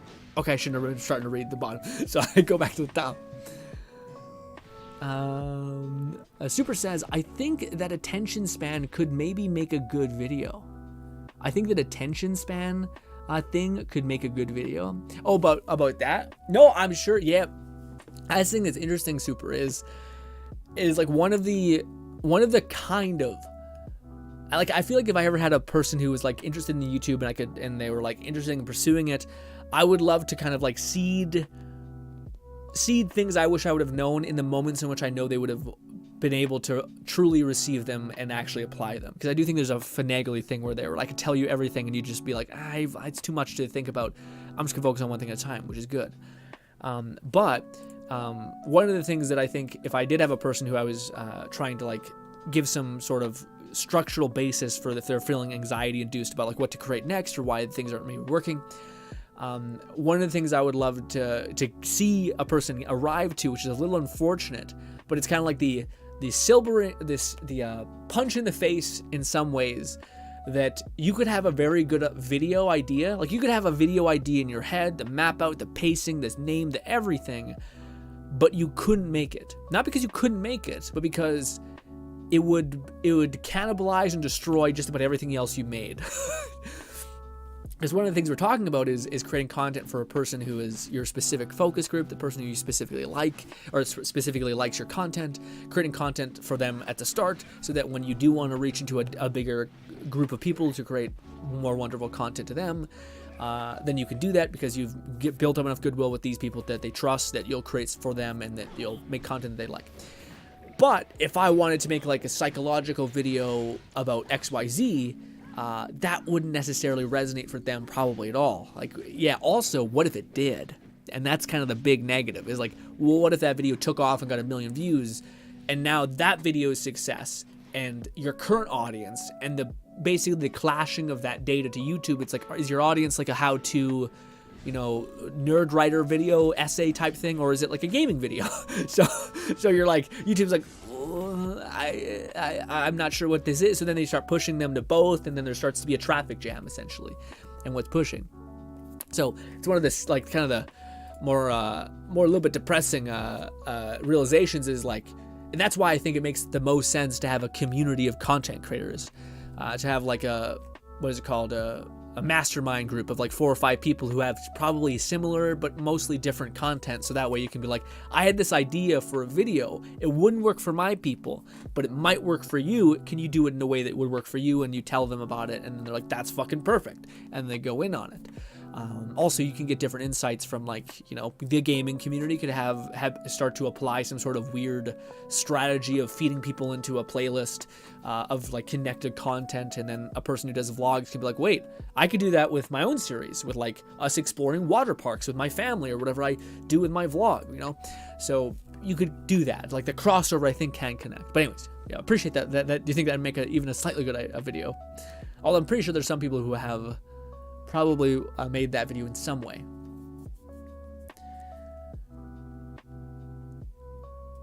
Fluff says, the irony of the VA they chose to replace him for Lo Wang could have sounded almost identical. No shit, right?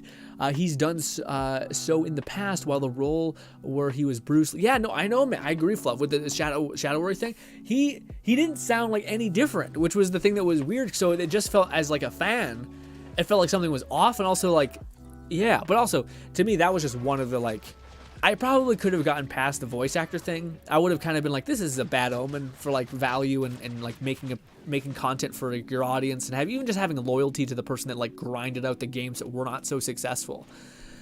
And yeah. But also just like everything was like the cheapest version of Doom that you could think of. Like, hey, let's make the most bare bones version of Doom rather than something that's unique that would gain a following over time and continue to pay us. Because I do think the Shadow Warrior series were successful. Maybe not like Doom, which was like now you're basically set for like 5 games or whatever it would be, but successful enough that I think they could, like Wild Hogs, they showed a video of their like studio. And they were like gorgeous. Like it looked like it was a fucking immaculate studio for gaming. So I don't think they were hard pressed for money necessarily, which makes sense because I do think if you make 2 cult classic games with like a ravenous community, yeah, I think the community is pretty like, oh, okay, well I'll buy that one. Like if you had to buy it on PS4 or something, or you wanted to play it co-op with your friend, you'd maybe buy it for your friend because you like it so much. You're like, if I could support this game, get another one, I'd be happy.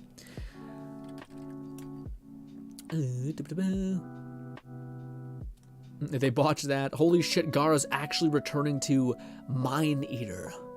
I'm sure there's a deep cut in here somewhere.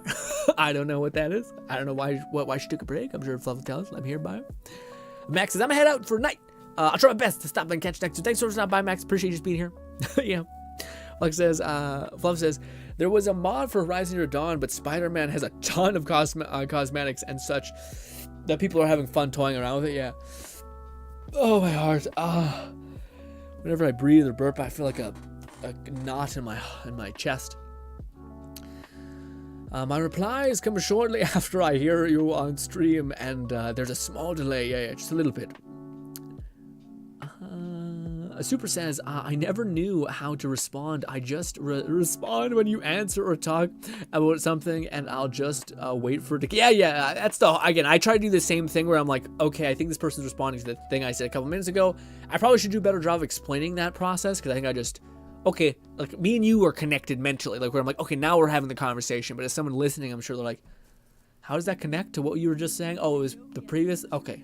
And it's like everyone's fucking big braining over here. Fluff says, one last bit of vitality on me, and when we can start doing support point grind. Hell yeah. I need to get back and I need to do support point grind. That's one thing that I've been slacking on, and those dark canuculuses are pretty important, so need to kick my ass in gear. Fluff says, and also, it looks like I'm not getting a follow-up for my my job today. Oh well. Oh wait. So it's still coming though, right? Hopefully, it's not like it's some weird bullshit, but you're just patiently waiting. Hopefully, okay. Fluff says, Shadow Warrior Reboot had a great story.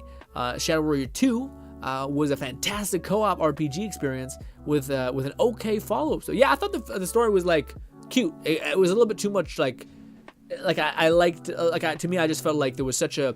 I'll never get tired of the companion moving through a world kind of experience. You know, like Shadows of the Damned.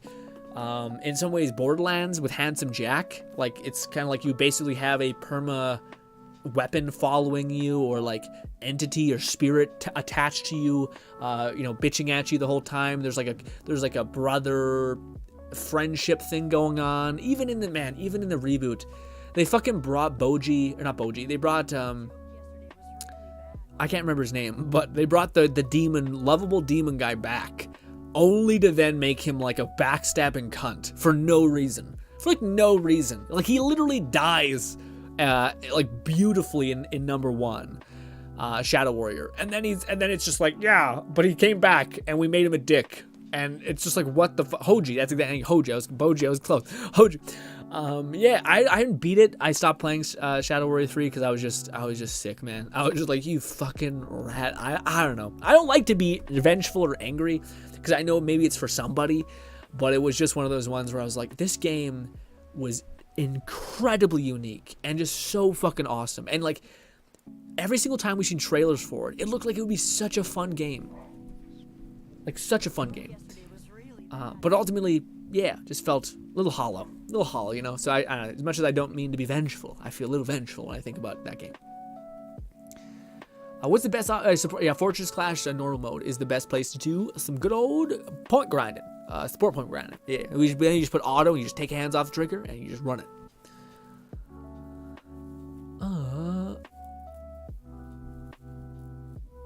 A Man-Eater is a game she played after she debuted 2 years ago. It's an RPG where you play a shark. Oh, I know that game. Yeah, awesome. Yeah, it's a fun game. It was awesome. Yeah. Actually, I think I might have actually seen her play. Like, I seen clips of her playing it. I don't know why. I haven't been sucked into like the clip farm of Gara yet. I know it exists. I'm much more into the Aethel, Nanners, Connor, and Iron Mouse. Mainly Iron Mouse, honestly. Just into that clipping, like video clipper weirdness.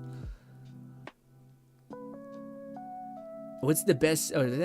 Super says, it was very confusing the first time in here. I'll be honest, hearing questions answered before and after.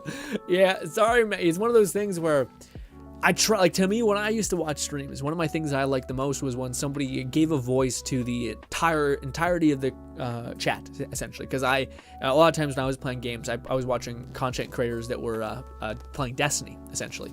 So when you're playing Destiny, whether it's co-op or whatever, you have to focus and get headshots and like play. So you can't read chat. And a lot of times content creators will basically just create content for well, I'm not fading to go.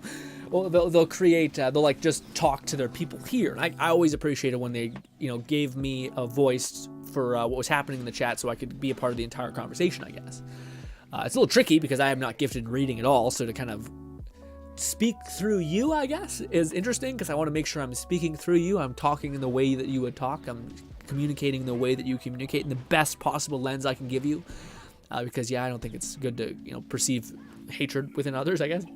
But yeah, I imagine it's to get a little confusing. I think when eventually we start sharpening up our streaming, which I don't know when we'll do it, but I still need to do Brothers Grin, get that on track, and then I think I'll have an easier time, honestly, with the whole what is it called, Share Grin, because it's just, boy, picking a niche within gaming is a fucking nightmare.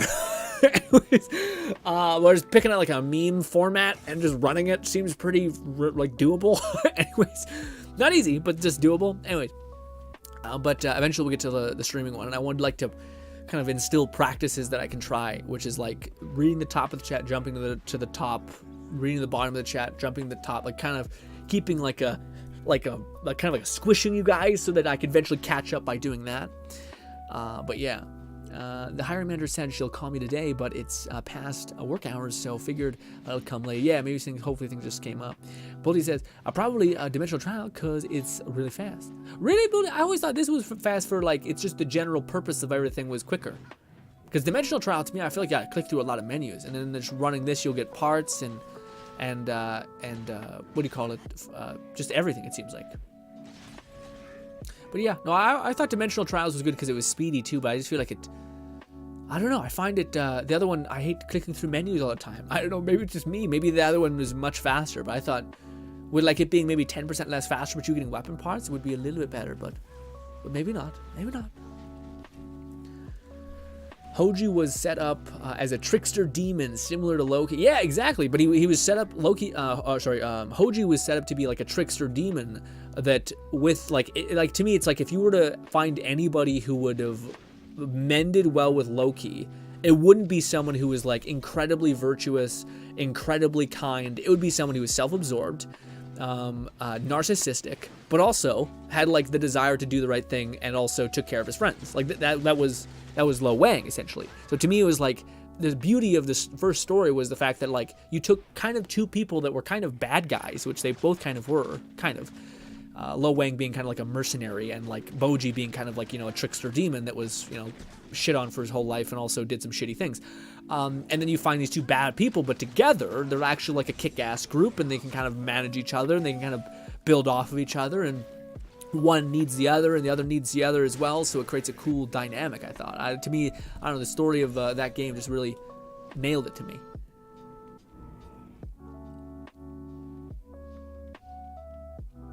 But yeah, talk about a cop-out. She only played it once, and it was the first game she played post-debut. She was so nervous that it was a messy stream. That's hilarious, man, because I only seen a little bit of a clips of it, but man, some of these people who are out here doing VTube stuff, like a part of it's probably like a lot of them are like talent, essentially, that like is just found and then like pops up. I don't think Gar is that, but that's probably an aspect of it. Like, do they just already have like a proclivity for communication and talking, etc.? But to me, man, a lot of them just seem like, and I don't know if it's like it's just that they've been doing it for such a long time, and then they're kind of giving a new platform, and then people just think, oh, who's this up and coming person who has so much charisma, but they've been doing it for years. Or if it is in some ways like there's a power in like having this character, like, because I've heard about that with other people immensely, not the like mask of VTuber or whatever people say. I'm talking about like I've heard people say that in every way, where like you almost become a character of yourself, and because you're a character, you can kind of like turn a switch on and say stuff that you wouldn't otherwise say to be funny. You put yourself out there, you kind of wear a mask to kind of be the person that would get the most engagement, laugh, resonate, people would like the most, that kind of thing. And I've never experienced that for me, so I wonder if also, like, I feel like having like this anime mask kind of idea would also be pretty empowering to some extent, you know what I mean? Because you can be like the coolest, funniest, interesting version of you, and especially if you like anime, you have like a reverence for these characters and this style and this look, and you're like, in order to fucking make me look this way, it would be fucking impossible or so much work, you know what I mean? And also it's fun to play into like a trope, you know what I mean? It almost gives you cozy guardrails to be like, oh, I'm tsundere or some fucking weird shit, you know, or I'm yundere, or I'm whatever, you know, like you're in a trope, so you can kind of play to that, and I feel like that gives people some focus, I guess, because a lot of these people that I always see, I'm thinking, golly, you're charismatic as hell, and then I see other people who are just doing the VTuber thing to do the VTuber thing, and then I'm like, oh, that's not it. Like, and then you see people who are like, ooh, this doesn't work. This just doesn't work all the time. like you are not very communicative, you know. Like, if you are the definition of just riding a trend and not being like, how do I improve communication? How do I talk better? How do I make people engage more? Not to say that I'm the most engaging person ever, by the way, absolutely not. But just to say that yeah, and like the argument for like VTubing is like a cheat sheet, I think is blown away by some of those people who are who are using the cheat sheet. And to me, at least, and maybe it's just me, because sometimes those people are doing really well. But yeah, for me, when I'm watching them, I'm like, I'm not really like connecting with this person or this entity or this character, I guess, you know?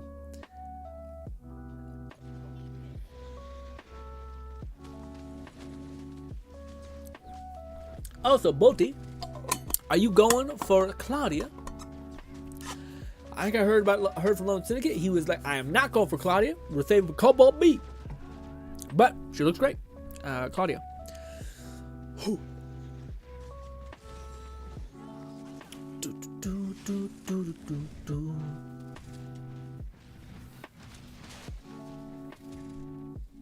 Bluff says, so I'm glad she finally returned to it. Also, Skip. Please tell me I can collect. Yes. Oh, good. I did collect all the parts. Nice. Points.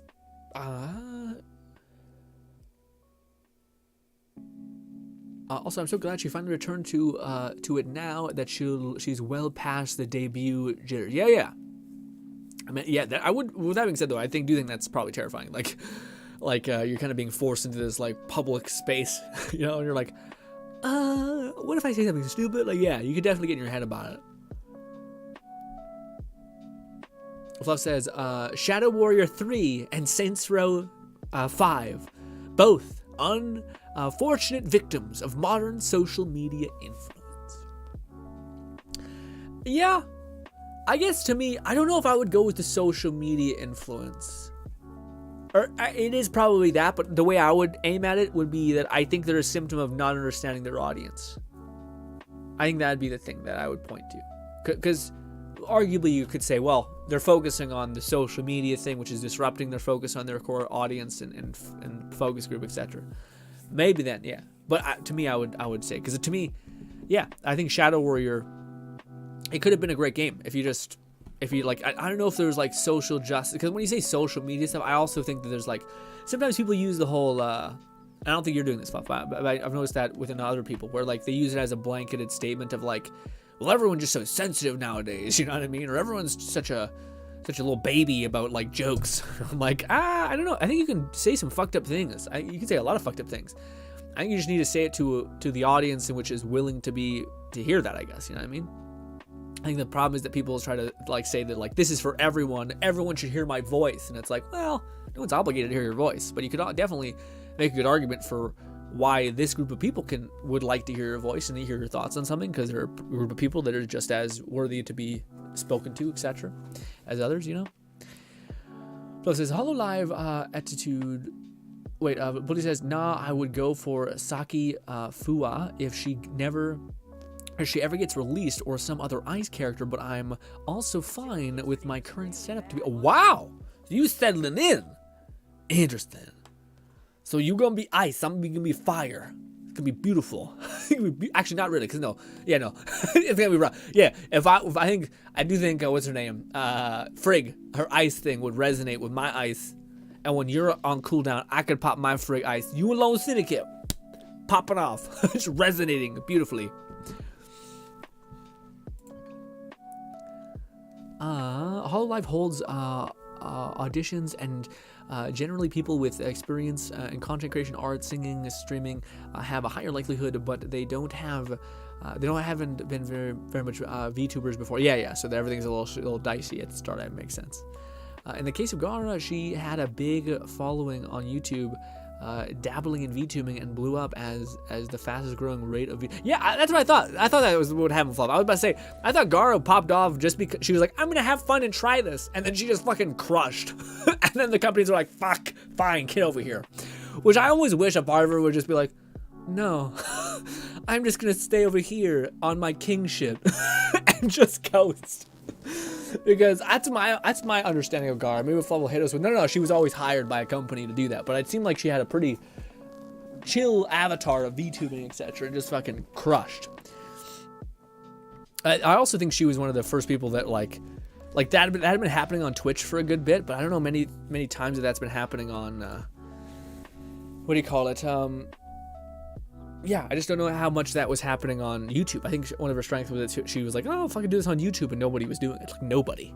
And then, of course, I think they got picked up by some recommended channels that like cute, and then the anime community just devoured it. Just devoured it like animals. Absolute animals.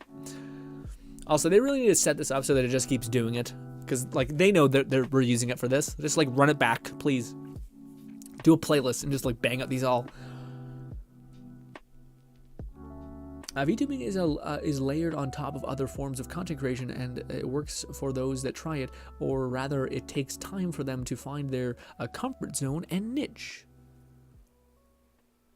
Yeah, I guess the sense that I get is sometimes I feel like I've seen people who don't seem to,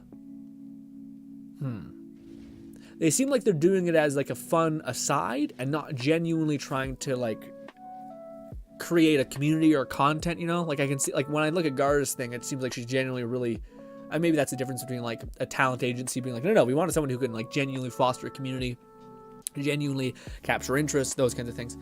But then I see some people who are just kind of like kind of float, and I'm like they doesn't really seem like they're into this as much as everyone else is. It doesn't seem like they much like really play. And then you see someone who fucking like plays into the character so much, like a lewd succubus person who's just going in, and you're like, all right, golly, this is getting real. This is getting like a little much. All right, let's calm down. So you see some people who go hard in the paint, and then people don't. And I always find like, yeah, I don't know. To me, like, I guess there's something about when I see, and this is my proclivity, I'm wondering if you guys are similar. When you see somebody execute a trend, or do a trend, or do something like that, I feel like when you see someone who is genuinely excited or finds a fun spin on their aspect of doing the trend, it to me becomes wholesome and becomes like a, oh, this is so interesting, or this is cool, or oh no, I was waiting for you to do this, and it's cool that you're doing it in this way. That kind of feeling. It's the same thing with the VTuber thing, where like I've seen some streamers just basically like pay for a streaming VTuber thing and then just fuck off basically, and they use it once and then they get yelled at and they're like fuck off and they leave. And there's other people who are like, no, I'm playing this character, I'm gonna be a fucking weirdo with this voice and this shit, and they have a whole fun time. And to me, I feel like if you were to give people two options, they'd have a proclivity for the option that is the person like embodying or like having a fun time with this trend, like making the trend their own, finding the way in which they can translate it and have fun with it, rather than just doing it because it is something that is in the zeitgeist of popularity, and it kind of customizes their interest and their need. Like, you know, some people don't want to be have a face for something, so they're kind of like, oh, let's hold back, you know. So it kind of meets them in that way, which is not wrong. I just think I'm not sure if it resonates with people as much. I think it resonates more when people genuinely have an interest in the idea, you know. That's one of the people like Iron Mouse, who I think watched it for a long time, the whole VTuber thing, and then got into it, and I think she like did pretty well, honestly. I will say it is always hilarious that like there's the path for VTubers I've noticed. I think everyone kind of has noticed. Or like you start off being a little degenerate. You start off playing to a specific niche of person, like a degenerate anime watcher, and you play up this character a lot. And then eventually, as you start getting momentum, you're like, and then people just start liking you as a person as you gradually start to show them. Maybe that's just the aspect of you getting comfortable. Then you start getting a little less. I've always known the people who are like hard in the paint, doing all kinds of crazy shit, now I've kind of just become super chill. I'm not sure if it's because of the YouTube ecosystem. There's like, none of this. But it does seem like it's like, hey, let's slow down. Let's slow it down a little bit. Let's get that back down to baseline. You know what I mean?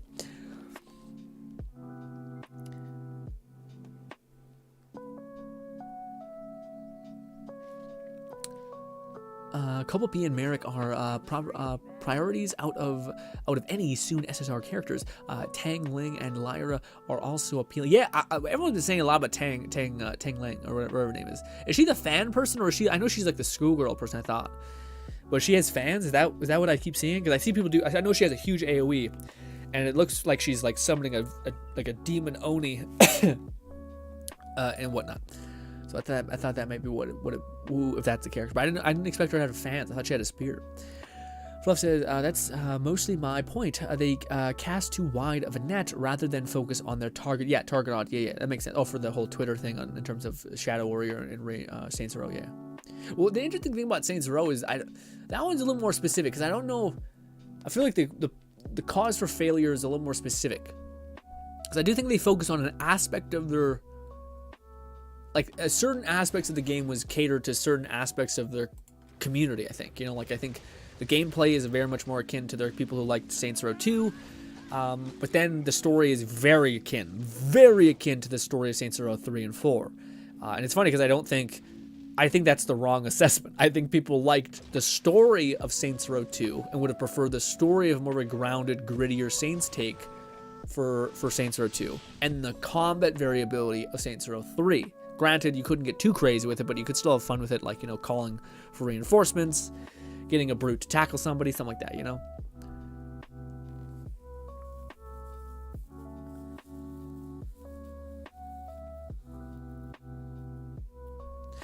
Fluff says she stated she has never been happier as part of Hololive, so I'm glad she's joined. When she, yeah, you know, I'm sure, absolutely. I like the story of the person who's like denied God's power and like still became a fucking king. You know what I mean? Like that to me is a fun story. But I also will acknowledge, holy fuck, is that a lot to do? I edit for myself. I'm doing research and analysis for myself. I'm doing all the shit that you need to kind of do, and it's fucking smothering, man. I can't describe. Oof, it is brutal. It is so much, and it never ends, and you always feel like you're behind. So to me, the idea that you could have some sort of alleviation of that and just kind of coast, or not coast, but like take some stuff off your plate so you can focus and become really good at one aspect of your process would be magic. You know what I mean? She helped the EN side of VTubing explode in popularity after the Hololive debut. It definitely varies from case by case. Some have a knack for characters, a theme they've set for themselves. Others are simply dipping their toe into it and may not have personally invested and motivation. Yeah, that's the kind of feeling I get. Iron Mouse was actually a VTubing before the term was normal. Yeah. She started before Hololive did, or just barely before. They're both in the 5th year. Yeah, I was about to say they seemed like they were neck and neck, and she was like, they seemed like they were going hard in the paint, and she was just like, I'm just kind of hanging out. it was weird. Like, people were like, "Are you a part of them?" She's like, "No, I'm just saying degenerate shit and getting people," but people loved it also. Just before their 55th year anniversary. Fucking crazy. It's been 5 years, man. Fucking what? Or just barely. They're both 50 year. Tang Ling is the only male. Okay, so no, that's a different character. Americ, gotcha. His Volt pole arm. All right, come on. What happened? What happened to me over here? Fall off the goddamn map. Can't hit shit. Now go on the rails. Lin is one most are looking forward to. Yeah. What's his? Is it the spear? Is that what it is? She uses fans. Oh no, I say Lin is. Oh, I see. So there's a person named Tang Lang and this person named Lin. I'm getting mixed up because of the L, which doesn't make any sense because they're not connected. But she uses a fan. I see, abbreviated element, which is pretty much. Oh, nice. Oh, that's cool. But it says, I'm leaving now. Have fun. I gotta go sleep. Go sleep, buddy. Also, why do we get no? We maxed our daily points or support points for the day. Golly, and we just got made it. I wasn't sure when we started the stream, boys. I was not sure if I was gonna be able to make it. I was feeling like hot flashes hitting me. I've guzzled so much coffee though, which helped me like, stay awake, you son of a bitch. But yeah, let's wind down.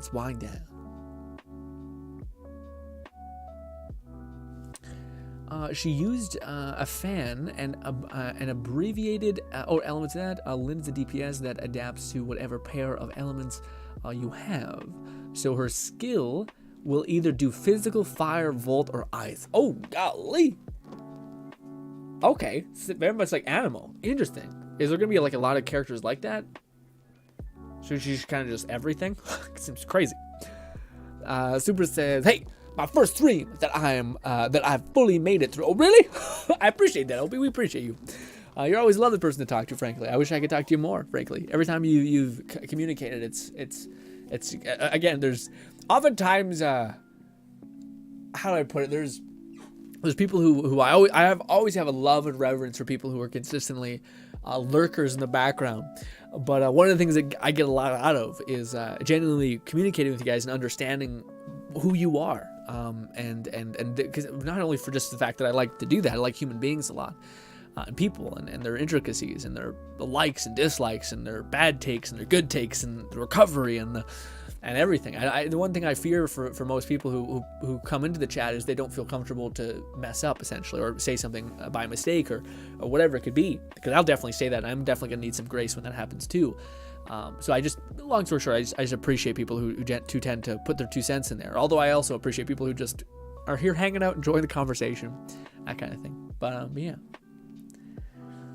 She's currently one of the only ones that so far. Everyone else is one of the 3 elements physical, or 3 elements or physical.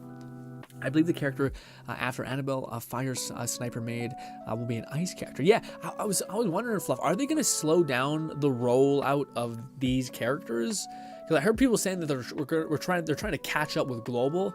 Because to me, I do think it's probably a bad idea that the Asian servers or Asia servers are just so ahead of us, because it kind of makes it so that like we're not all getting excited for stuff to come down the pipeline. Like I see like the Lolita fucking goth person, and I'm kind of like, I have it cool in like 5 months. Like I'm not sure it'll be as cool when we get her. You know, there's like a delayed gratification that almost makes it's so delayed that you're kind of just like, like when she finally arrives, you're like, but there's a new thing over there, you know, and I'm not sure that's gonna be good for sales.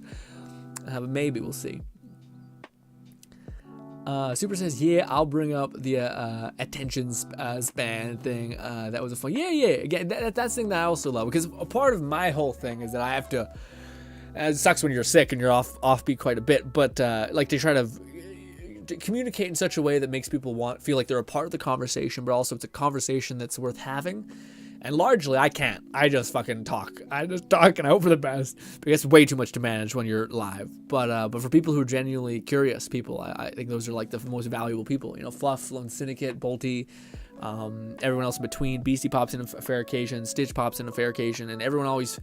I just feel blessed by the fact that people feel like they can communicate with me. Like Stitch will come in and talk to me about like his school stuff he's got currently going on, or Fluff will talk to me about VTubing stuff, and Lone Sing will talk to me about his current games that he's playing right now, or his drawing or something, or Nanny will pop in and just be nothing but sweet, and just sit there and relax. You know, it's like, I don't know, I count myself incredibly lucky that the burden isn't all on me to ramble and talk, because my whole career for like 6 years maybe was doing Let's Plays where I was just silently talking to myself. And that got fun. I'm pretty good at communicating and hanging out with me. And like, if I was last man on earth kind of thing, I'd still think I wouldn't go insane and lose my shit, because I could just talk to myself and keep myself entertained. Which is a skill, I guess, and maybe a mental break. But yeah.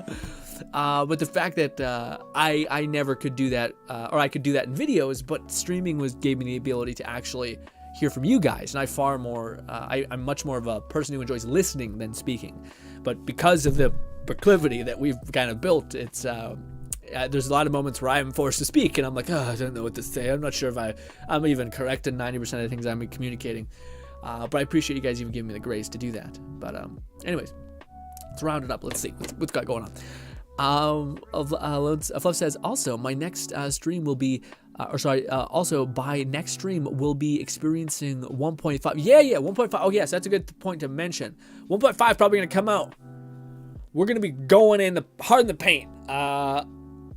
We'll be doing something. I'm not sure what to the extent in which that is gonna look like, but yes. Thank you for reminding me, Fluff. I forgot about that. Thursday it is 1.5. Good thing to throw out there. Well, it's hard to say technically. Annabelle, the next ones are coming out rapidly. Yeah. Well, that's why I thought it made sense that people were saying that they're going to be like side by side. Like we're going to start doing double banners, like Cobalt B and Claudia, Ruby and somebody else. You know.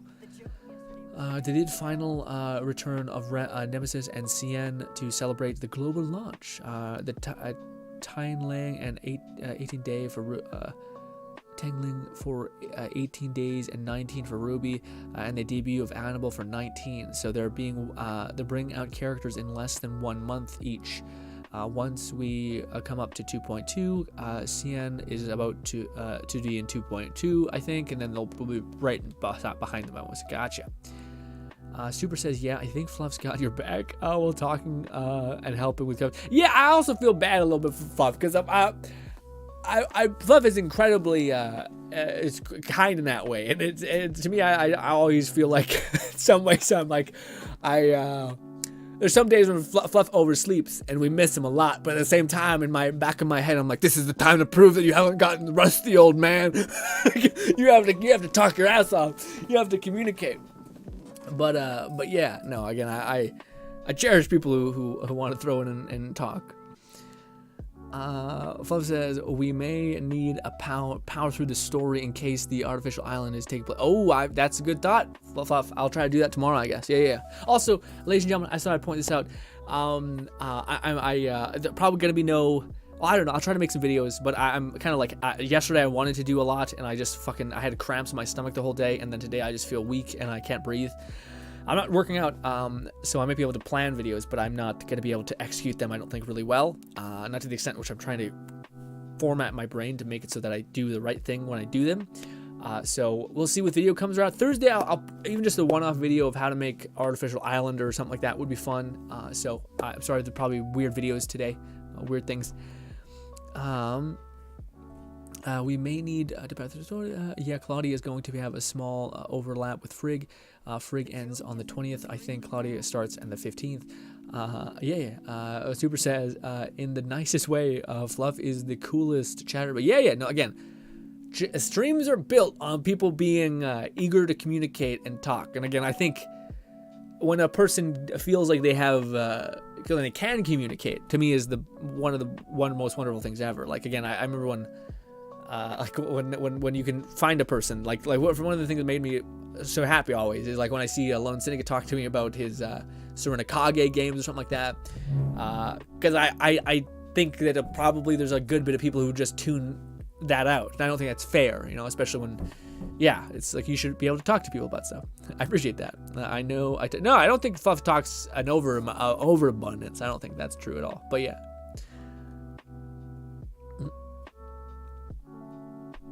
Yeah, no, to me, I think, because the whole point of streaming is chatting, like I at least for me, I don't get a lot of stuff out of streaming for like, to me, if my chat was just dead, then I would just make a video. You know what I mean? Like I would just edit a video, make it clean, concise, and to the point. So when something is not communicating and chatting, then to me, it's just like, well, why wouldn't I make a video? Why wouldn't I just record this off camera, edit the junk out of it, and then give it to you, right? So that's what streaming is. It's communication, it's talking. So I don't think it is possible for someone to talk too much about anything on streaming, at least, because that's the point. Otherwise, it's just a video. It's just a shitty video, basically, But Lozing says, I appreciate it, Grin, for that too. Just let me. Well, again, my whole thing is I hope it never comes across as like me trying to how do I put it? Like, it's not a gift that I give you by listening. It's a gift you give me by having actually the feeling of thinking you can talk to me. That's a beautiful thing. Like the fact that you can talk to me about things that you're interested in, and know that I'm not going to judge you too harshly. And I'll try to understand and be as generous as I possibly can in terms of being interested and engaged by those said things. I appreciate people being comfortable enough with me to do that. Fluff says, I grew up with the mindset of doing my best to communicate properly with people punctually and grammar. I also try to keep my vocabulary varied, so it results in chapping out character level. Super says, sadly, I'm a listener. I don't do conversations too much, but I like anything. If it's something I like, I can talk for. Yeah, that's the beauty of that, man. But also, I feel like if you're a good listener, you can make anything something that a person wants to talk about, I guess, you know what I mean? But yeah, it's funny though, because me and you were in both in the same boat, Super, we're both listeners, but we're in places where it's useful to talk. It's useful to communicate. Anyways, ladies and gentlemen, I got a guy here. I go have a shower and then eat. Hopefully I don't get cramps in my stomach again. I wish you guys the best of days. Hopefully you guys enjoy the rest of your day. By the way, we do have a video called Coffee with Claudia, or some coffee, and we're looking at Claudia having some morning coffee, because I just couldn't find a format that I liked, and I thought, fuck it, that's fun. So go check out that video. It's on the Brothers Grin channel. It's just us talking about Claudia in a very, very chill facet. And yes, cannot wait to make a video probably about if she's worth pulling, although granted we might not be able to make that because I'm quite sick right now, and to make that edited nightmare hell video, which takes a lot of time, we'll see. Thank you kindly for your time, thank you for your patience, and goodbye, my friends.